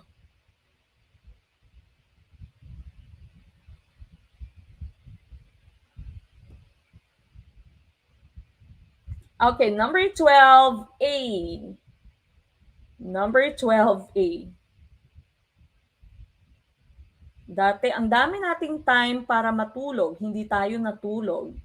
Pero ngayon gustong-gusto mong matulog. Last night si Ray nasa kwarto namin and I was trying to let her sleep, no? Marami siyang eklabo pa alas 12 na ayaw pa niyang matulog. Tapos ini-etchos ko siya. Sabi ko, let's have a game. This is called the Closing Your Eyes game. Okay? So dalawa sila ni daddy niya. Close your eyes. Tapos naglalabay ako, no? Kanta ako ng kanta. Tapos paminsan-minsan, every 10 minutes she would say, "Are you done yet? Are you done yet? This is taking forever," sabi niya. Hanggang sa natulog na lang siya. Mhm. Dati, nagagalit magulang natin pag natutulog tayo. Now, nagagalit na sila kasi tulog tayo ng tulog. Ayan, dati nagagalit kasi ayaw nating matulog. Ngayon, nagagalit sila dahil tulog tayo ng tulog. Ma'am Jeneline Beatrice, totoo ba yun, Mamek? Pag sapat ka sa tulog, tatangkad? Well, there are several factors that can affect your height. Unang-una, of course, would be genetics. No? So, kung parehong pandakikok yung nanay at tatay, of course, there's very little chance that you will become tall. Okay? So, unang-una, genetics. Secondly, of course, your nutrition. And of course, your lifestyle. So, of course, nakaka-apekto din yung tulog and nutrition pag may mga dietary supplements ng mga cherry fur. Si Rain, binilhan ko din ng cherry fur pero ayaw niyang uminom. Ayaw yata ng lasa.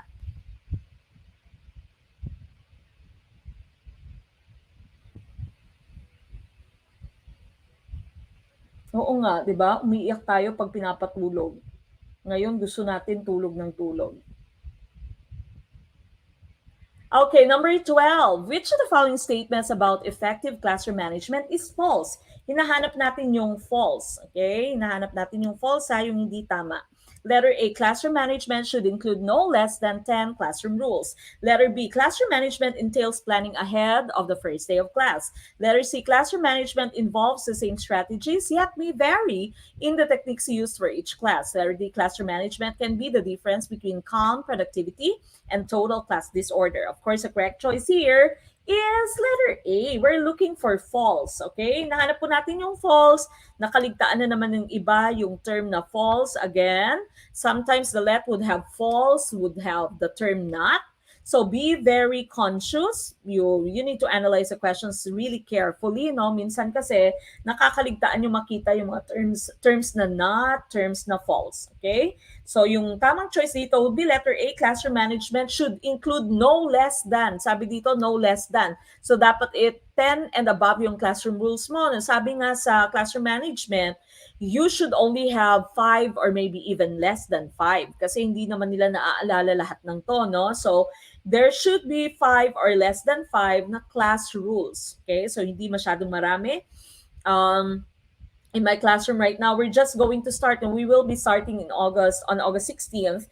And I am going to start decorating my room by tomorrow. So report na kami by tomorrow. And of course, sa aking class rules, sa aking syllabus, may 5 lamang na classroom rules. Pero yung nakapaskil sa dingding ko ay 3 lamang. No? So be ready, be responsible, and of course, be respectful. Yan lamang. Kung pwede mo nang ma-summarize lahat ng class rules mo with regard to how you deal with your students. Okay, so classroom management entails planning ahead of the first day of class. Tama po yan, no? So nagpaplano ka dapat.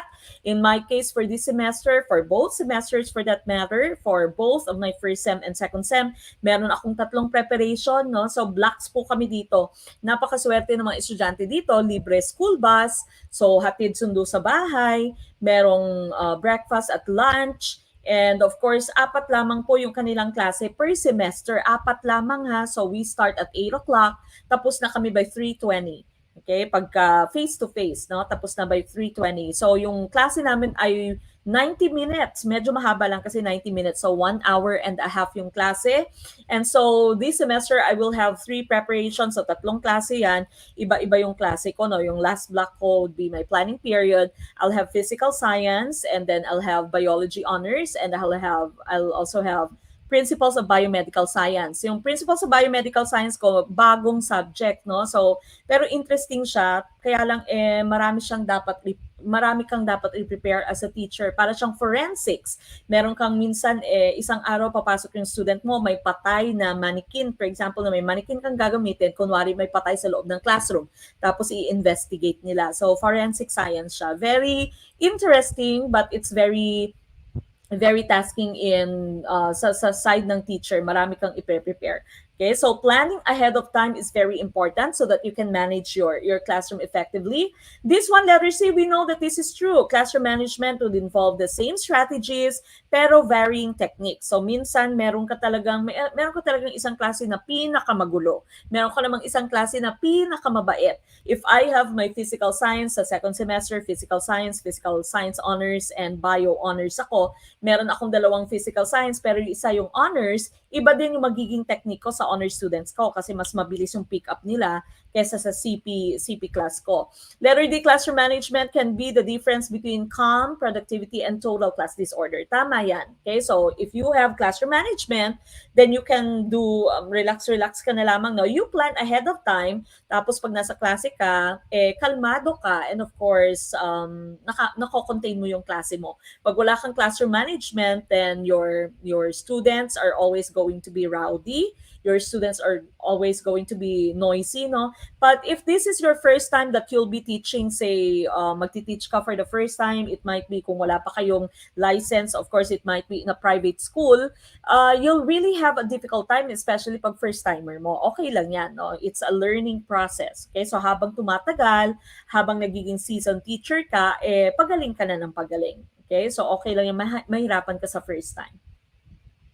Okay, so yon ang except, hindi nyo nakita. Oy, ngayon may libreng sakay din ba dyan? Libreng sakay ngayong pandemic, hirap ma-provide ng government school bus. Okay. Minsan, depende sa group of students mo. Hindi napansin ni Ma'am Ipumea Mercy yung except, yung false. Okay, basta sa let, alam nyo na. Okay, so letter A for number 12, we go to number 13. Miss Rogers' business students will be participating in mock interviews next week. This assignment is an example of letter A, an authentic activity, letter B, a physical aspect of the learning environment, letter C, a classroom ritual, or letter D, an unauthentic activity, an unauthentic activity. Okay, which one do you think is the best choice for number 13? 13.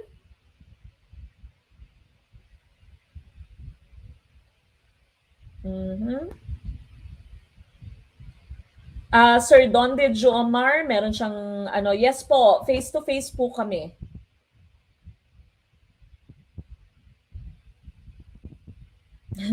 Ma'am Jeneline Beatrice, tulog naman ako ng tulog noon, plus cherry fair, pero di kinaya.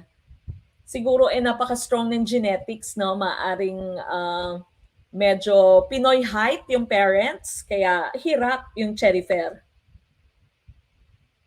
Okay, letter A. Karamihang sagot ay letter A. Letter A for number 13. Okay, going back to number 13 here, Miss Rogers' business students will be participating in mock interviews next week. Okay, so mock, of course, that's stage interviews, no? Yung practice interviews next week. This assignment is an example of course, the correct choice is letter A, authentic activity. Remember your authentic activities, usually these are done hand in hand with your performance task, no? So according to the K to 12, dapat may performance task, dapat bigyan mo ng authentic activity, authentic assessment yung inyong students. When you say authentic activities, this should be as close to reality as possible, as close to the real object as possible, okay? Or real object, real processes as possible. So letter A is an authentic activity. Hindi siya classroom ritual, hindi siya physical aspect, no? These are mock interviews. Hindi siya unauthentic activity. So letter A po ang hinahanap natin for number 13. Authentic. Okay? So meaning again, when you say authentic, pinakamalapit as possible to the actual thing. Para siyang practice interviews.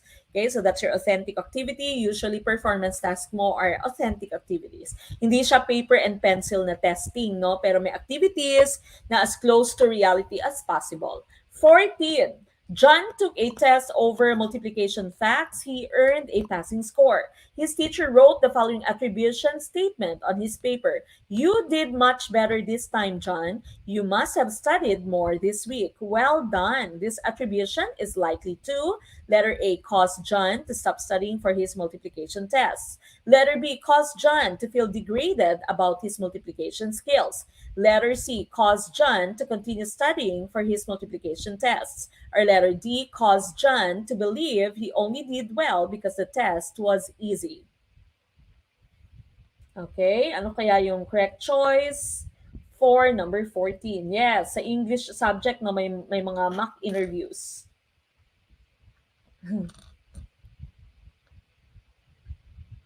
Okay, letter C, letter C. Nakikita kong sagot ninyo ay letter C. Mm-hmm. Letter C.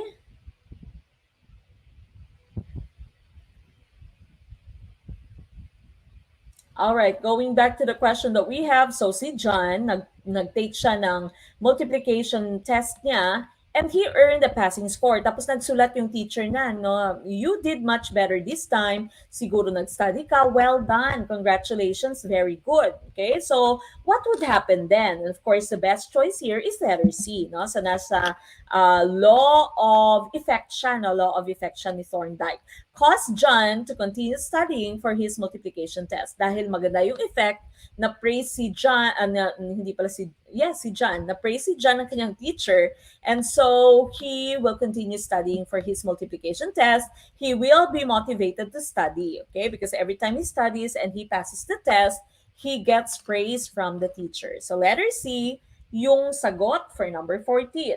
We move on with number 15. What is an activity you can do with students to promote reflection? If you'd want your students to reflect, is it letter A, ask them factual questions? Letter B, explain how you reflect on your work.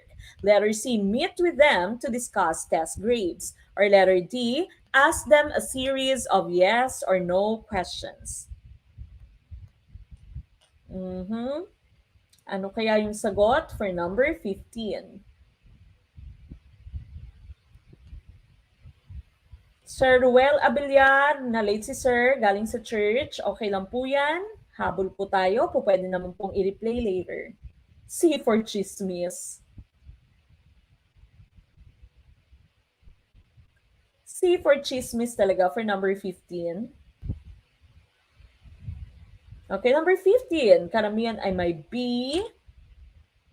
Karamihang sagot ninyo ay B.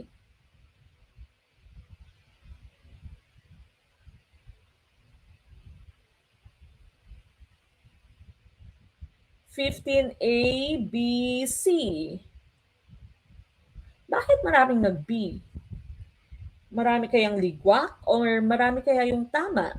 Yan. Pag narinig nyo yan, mag-change na naman kayo, no? Merong change to C pala. Okay, number 15. What is an activity you can do with students to promote reflection? Now, you all know what reflection is. Now, reflection is when you introspect. No? Titingnan mo yung sarili mo, titingnan mo yung goal mo, titingnan mo yung task mo, titingnan mo yung progress mo. Okay, so if you'd want to teach your students, if you'd want to promote reflection upon your students, no, with your students, what is an activity that you can do? Are you going to ask them factual questions? Okay, what is the largest planet? Okay, what is a process used by plants to make their own food? Would that create or would that promote reflection among your students? Letter B, explain how you reflect on your work. This is what I do. After I teach you, I go back to my house and I try to think about what happened entirely in the classroom, which ones were effective, which ones are not. Now remember, you are trying to promote students' method of reflection. So sila mismo dapat yung nagre-reflect, hindi yung ikaw nag-explain kung ano yung reflection mo. Letter C, meet with them to discuss test grades. Okay, I'd usually do this. I'd usually call my students, come here, take a look at your grade. Okay, so right now your grade is this. You've missed 10 homework. okay, you've missed 10 assignments, okay, and say they'd be aware. Usually kasi yung ating mga estudyante, no, parang tayo lang din nung high school tayo, hindi tayo aware, we cannot keep track of our progress, no, we don't know na marami na pala tayong na-miss. And so you have to call them, you have to show them their grades so that they are aware of what their progress is. So meet with them to discuss test grades. Or letter D, ask them a series of yes or no questions. Okay, so do you have a boyfriend? Yes or no? Do you love the color red? Yes or no? Would this promote reflection? The best choice here, of course, would be letter C. Meet with them to discuss test grades. So you try to call them, you show them their grades. Okay, so this is where you are so far. You need to pull this up. Okay, you need to turn in this assignment. There's one warm up that you did not do. There is a test that you did not take, and that is pulling your grade down. There's one project that you did not turn in. I need you to turn it in by next week. Okay, so that's reflection. They will be able to gauge where they are. They'll be able to introspect. They'll be able to see their progress. So letter C po ang ating choice dito. Meet with them to discuss test grades. Okay, so ito yung ginagawa natin. For number 15, na letter C po ang ating sagot. Hindi po letter B, awit, ligwak, pero move on. Okay, we go to number 16. 16. The tests or student presentations that show what students have learned are called letter A, content, letter B, procedure, letter C, process, or letter D, product. What is the term that we use for number 16? Oh, yan. Ganyan nga, Sir Jomar, no? Sabi ni Sir Jomar, daw dira-dira, gid, ang mga forms ta okay na ayhan. Anong forms yan? SAP ba ito? Okay, so awit pero move on. Ma'am Laila Liwag, maraming salamat for sharing our video. Ma'am Tiffany Nestal, maraming salamat for sharing our video. So again, it is very important that they see where they are currently, their class standing, what they have missed. Yung estudyante kasi natin walang pakialam, okay? So wala silang pakialam, walang pake. Akala nila isang test lang yung na-miss nila, no? Yung pala ang dami na or ang dami ng assignment na hindi nila nagawa. Yung dito kasi yung daily activities, pag activities, tinatawag siyang assignment. So meron kang daily assignment, meron kang class assignment, pero yung homework, tinatawag siyang homework assignment. Okay, homework assignment tawag sa kanya. Alright, for number 16, D ang karamihang sagot. Letter D for number 16.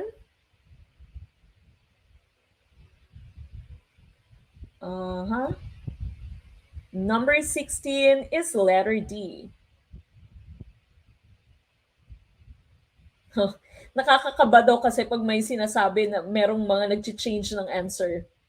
Okay, letter D ang karamihang sagot. We are looking for the term that we are using whenever we talk about tests or student presentations that would show what the students have learned. And of course, this is your product. Okay, so ito yung produkto. It can be your test, it can be your assessments, it can be your presentation. Okay, so that's the product. That's the product of learning.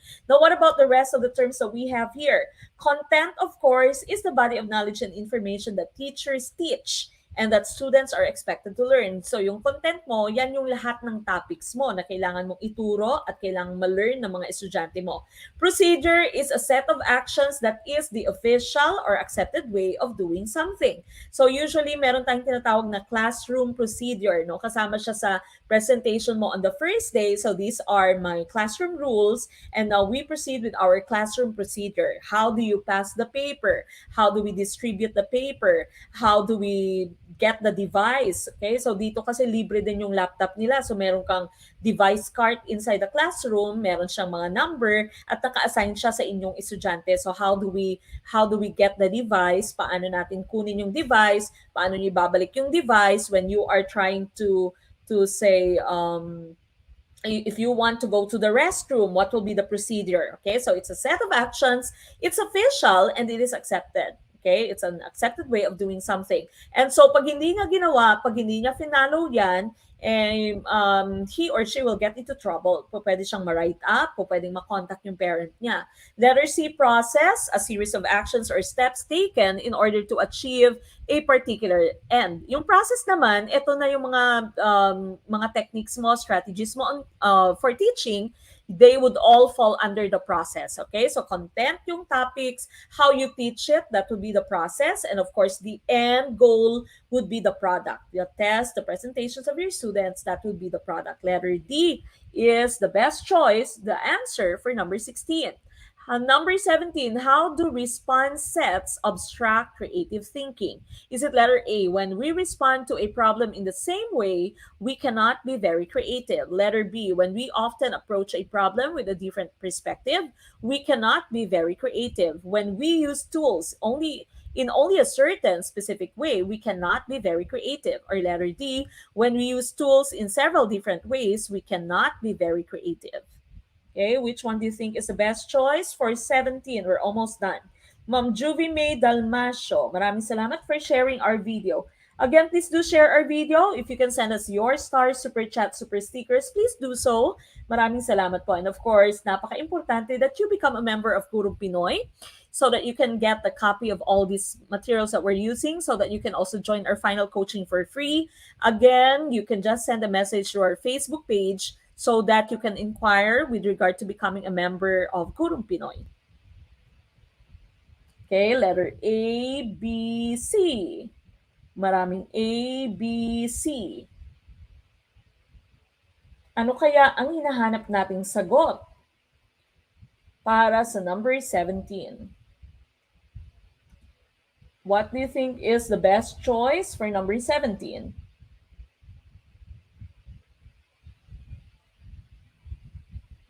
Mm-hmm.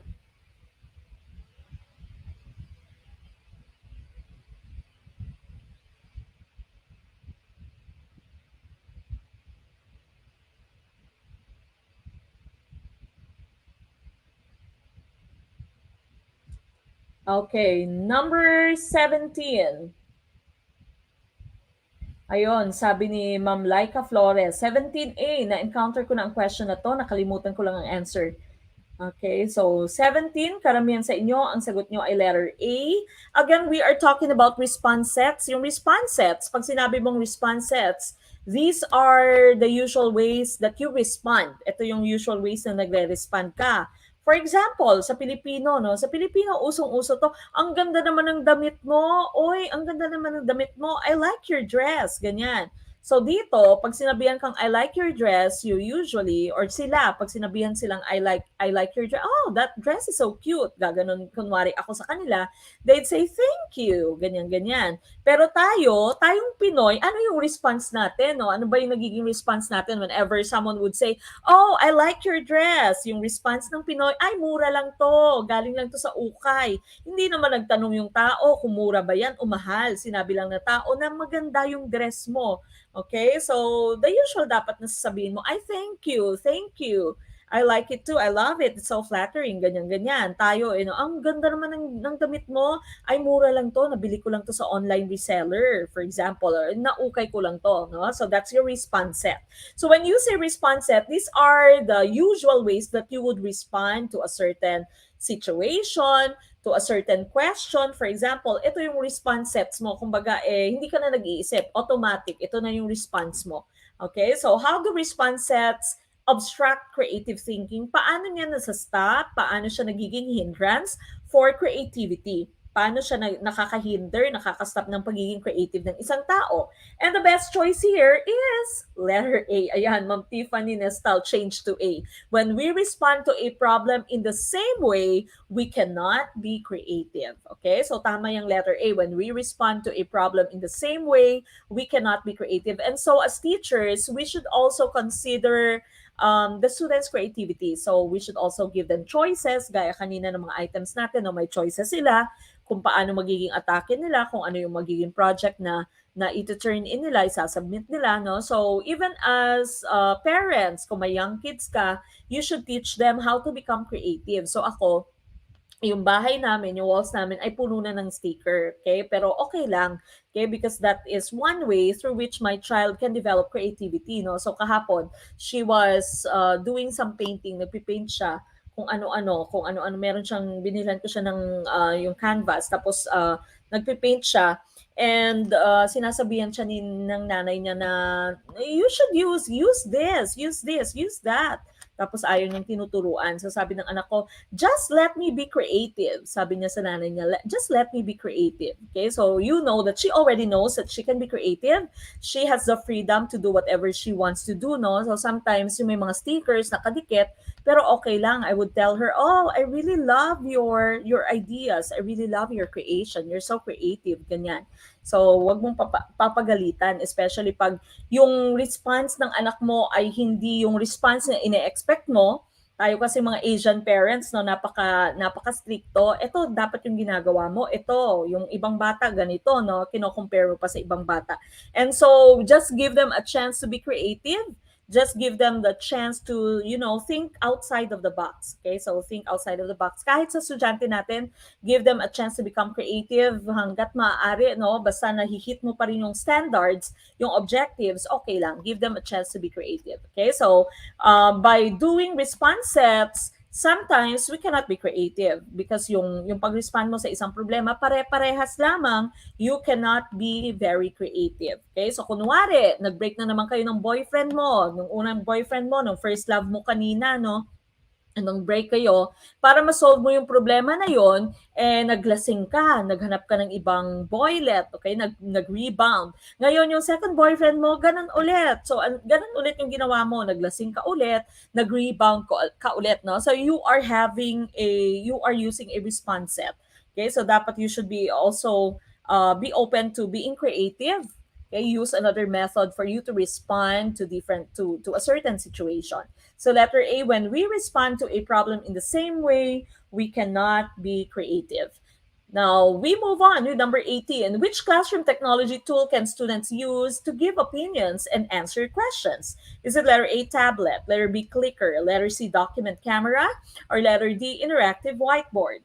Which one do you think is the best choice for number 18? Ayan, tama yan. Most Asian parents are perfectionists.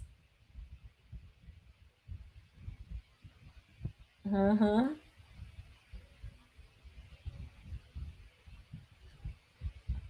Hmm.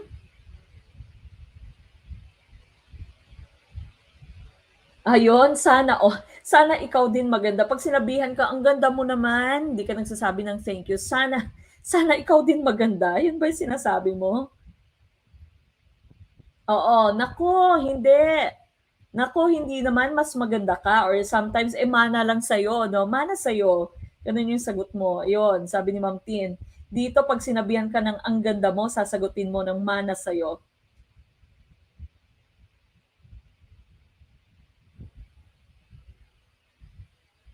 Mhm.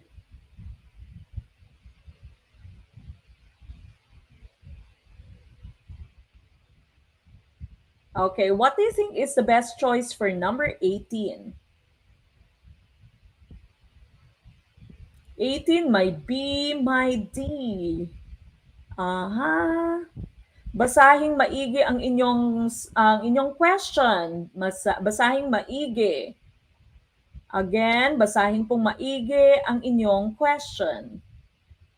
Huwag magmadali, no? Minsan yung response set nyo, kung ano yung familiar sa inyo, yun na yung answer nyo.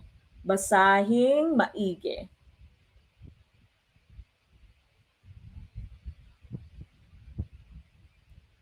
Okay, my A, my B. Mhm.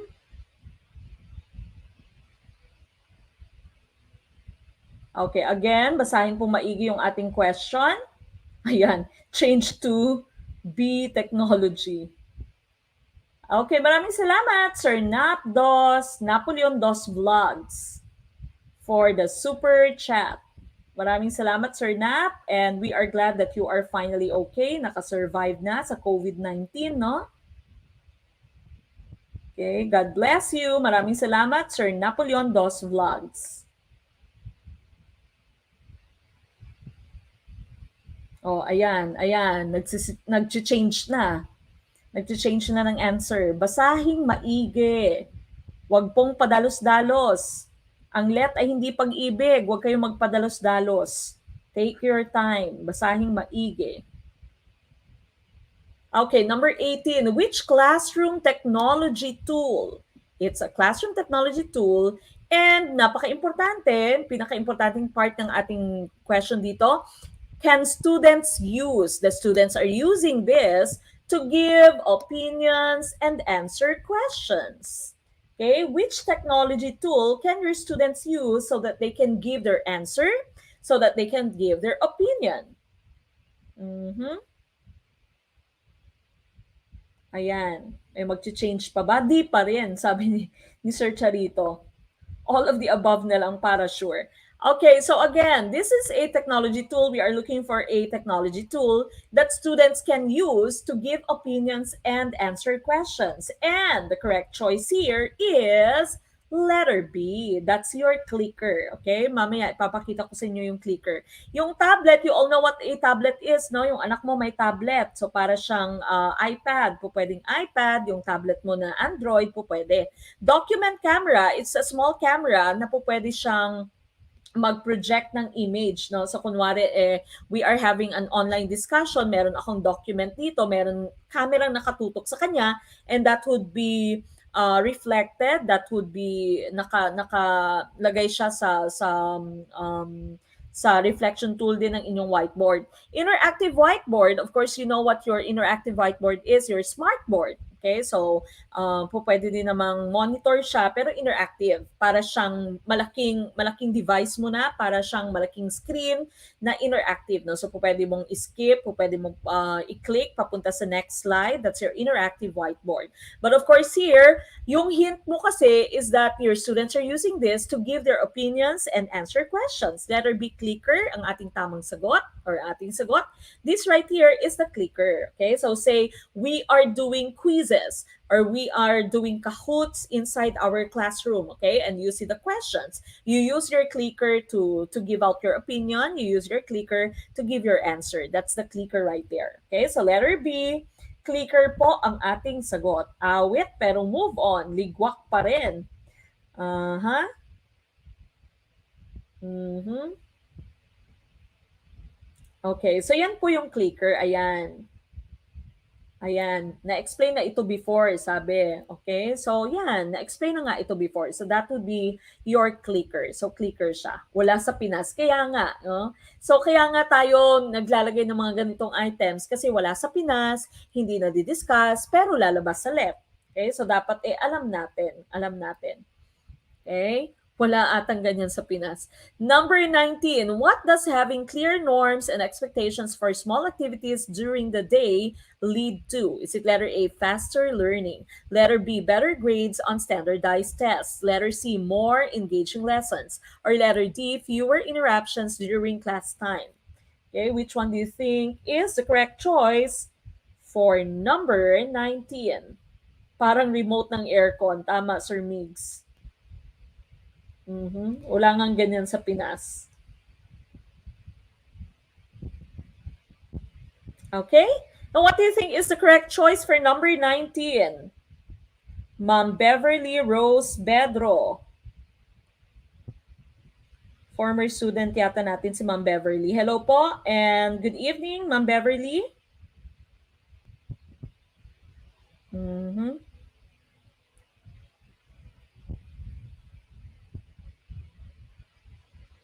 Okay, now what do you think is the correct choice for number 19?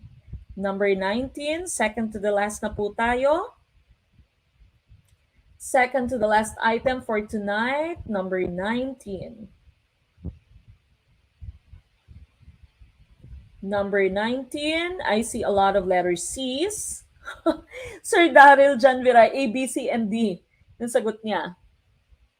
Aha, basahing maigi ang inyong question. Intindihing maigi ang question. Huwag padalos-dalos.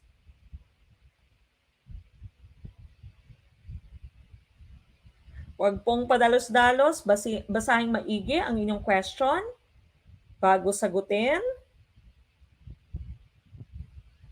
Ano kaya ang sagot for number 19, second to the last question for tonight? 19. What does having clear norms and expectations for small group or for small activities during the day lead to? Say you are going to have a group, you will have a group work, okay? Or you are going to have a pair work, for example. You are going to have an activity inside your classroom. Okay, so what do you think can this lead to if you have clear norms and expectations? Okay, ano kaya? Ma'am Maui, Saluan Marvin, what time nag-start ang live? First time ko manonood ng live. 6 p.m. po nagsisimula yung ating live. Ayon, sinagot na pala ni Ma'am Maria Idona May Ocon.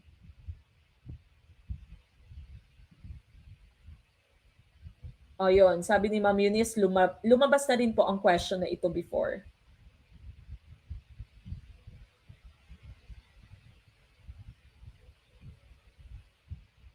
Okay, ano kaya yung sagot for number 19?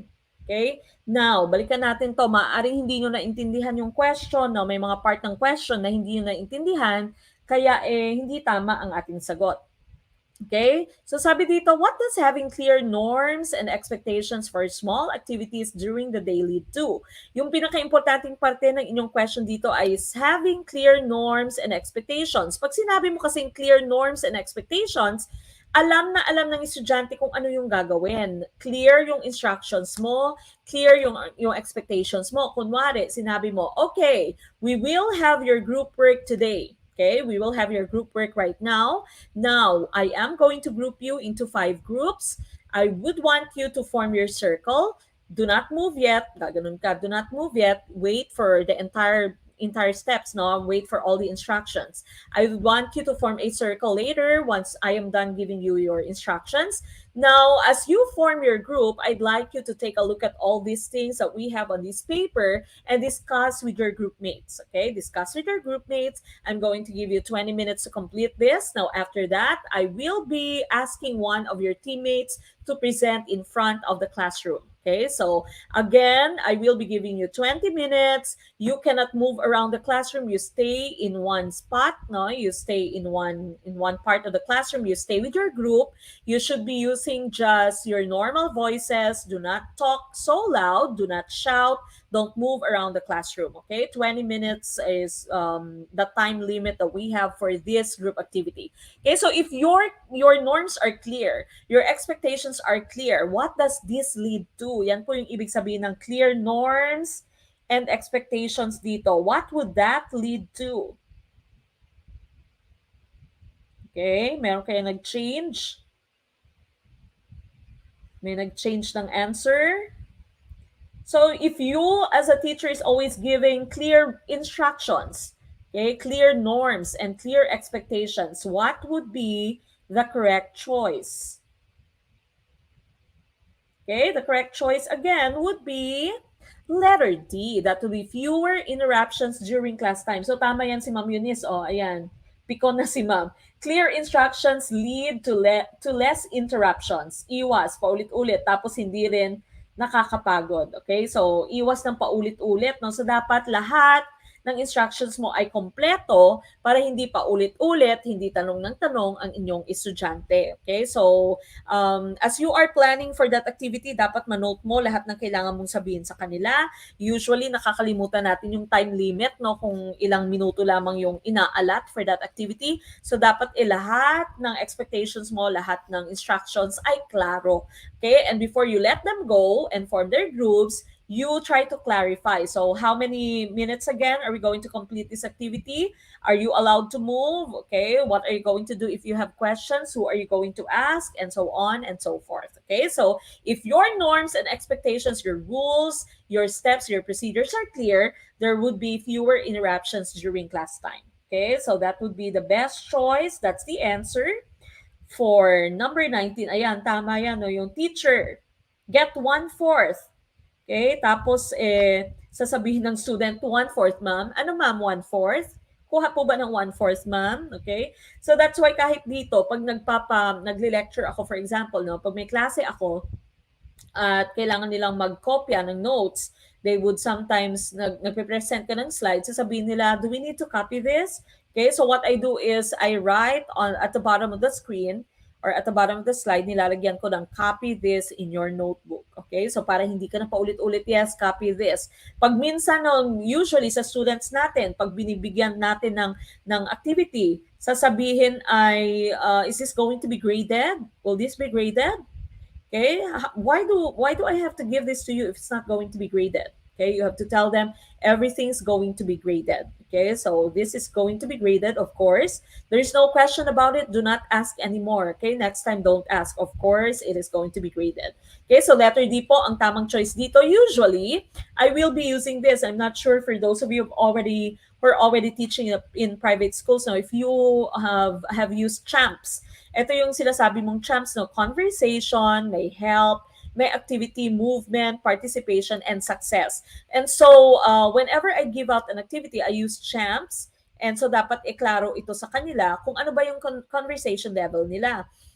For example, for letter C, for conversation, you cannot talk. Okay, you should only be talking to yourself. You should not be talking to your seatmate. For example, this is an individual activity. For help, just raise your hand. If you need me, if you have any questions, then just raise your hand. Your activity is an independent work. So again, you can use your laptop, you can use your device. You may use your earbuds for you to watch the video. You can use the earbuds. This is independent work, so don't ask your seatmate. For movement, you're not allowed to move inside the room, okay? You're not allowed to move from one chair to another. You stay seated.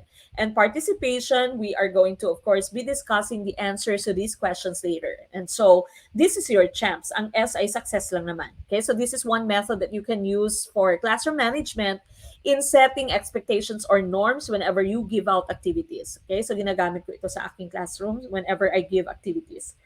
All right, now the last one.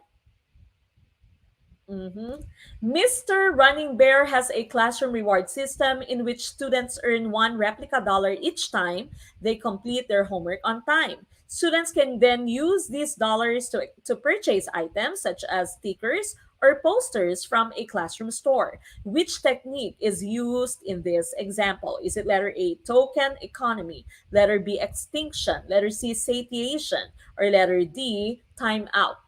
Okay, which one do you think is the best choice for number 20? Yan, yung parang nasa tamang tao ka na tapos pinalitan mo pa, ayan tuloy, ligwak na. Sabi ni Ma'am Mardy Centillas. Okay. Letter A, I see a lot of letter A's. Karamihang sagot ay letter A for number 20.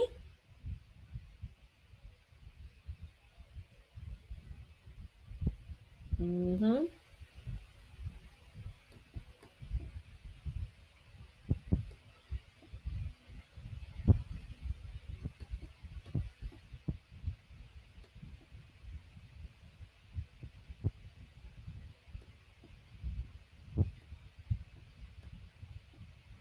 Ayan, ang daming nag-change ng answer kanina pala.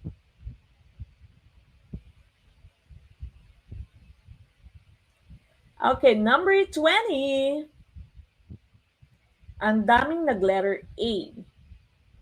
Marami na naman kayang ligwak or this time kaya ay maraming magse-celebrate dahil tama ang kanilang choice.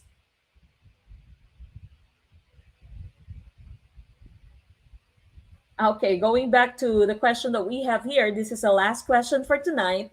Mr. Running Bear has a classroom reward system in which students earn one replica dollar each time they complete their homework on time. Students can then use these dollars to purchase items such as stickers or posters from a classroom store. Which technique is used in this example? Is it letter A, token economy, letter B, extinction, letter C, satiation, or letter D, timeout? The correct choice is Letter A, tama yan. Token economy yung ginamit ni Mr. Running Bear, no? So may token economy siya.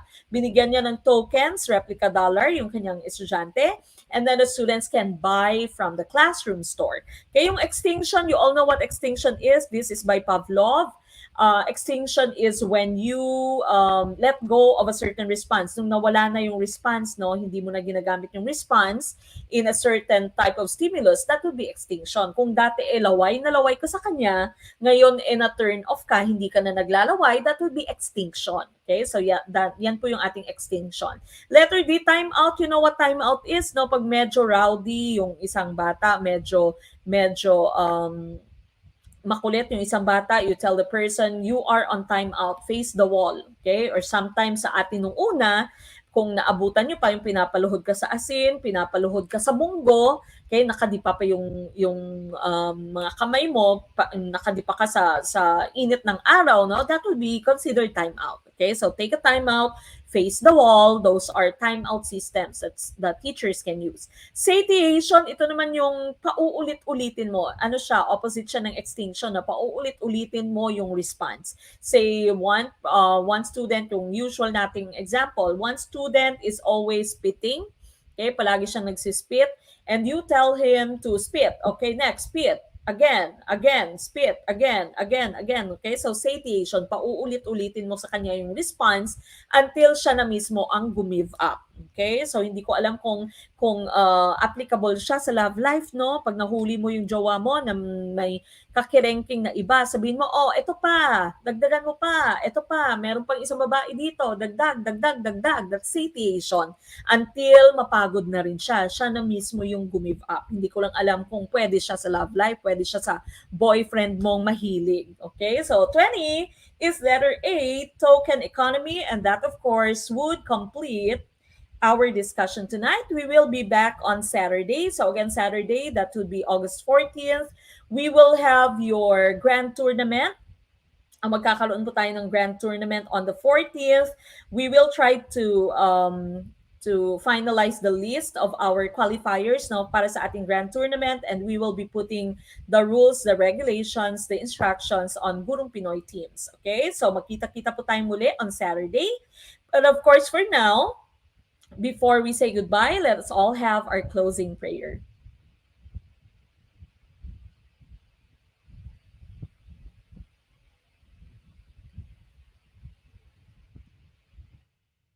Hindi po tayong manalangin. Our great God, salamat po sa oras po na ito na ibinigay mo sa amin na naging matagumpay po ang aming pag-aaral. Sana po marami po kaming mga natutunan, O Diyos. Sana po ipatuloy mo po kaming pagpalain sa mga plano po namin, Panginoon. Ikaw po ang aming dakilang pastol at ikaw po yung naghahanda ng lugar para sa amin. Sana po ay maganap na po ang mga ninanais po ng aming mga puso. Alam mo po yung mga pagsisikap namin, mga sacrifices namin para matupad po ang mga pangarap po namin na ito. Sana po sa lahat po ng mga member ng Gurong Pinoy International, sana po ipagpalain mo. Lalo po, Panginoon, na malapit na po ang exam. Patibayin mo po ang aming loob. Palakasin mo po ang aming damdamin, Panginoon, na hindi po kami matakot. Sa halip, mas lalo po kaming maghanda, Panginoon. Salamat po sa sakripisyo ni Ma'am Meg at ni Sir Ram para po sa bawat isa sa amin. Panginoon, salamat po sa lahat at ibinibigay po namin lahat yung mga concern namin sa inyo. Sa pangalan ni Jesus, ito po ang mga aming dalangin. Amen. Amen. So again, we will be back on Saturday. In the meantime, while waiting for our next live stream, please go back to our YouTube channel, watch all the videos that we have there. So again, one method so that you can keep track whether you've already watched a video or not, because we have so many videos, is you like each video. No? Lahat ng video na na-watch nyo na, i-like nyo para alam nyo na, ay, tapos na ako ng video na to. No? So next video ulit. Okay? There's so many videos there. Hundreds of videos that you can watch in preparation for your upcoming LET. This has been Coach Beck of Gurong Pinoy, and of course, I leave you the saying, maliit man na butil ang mga kaalaman, ang dulo nito ay malaking kaginawaan. Maraming salamat!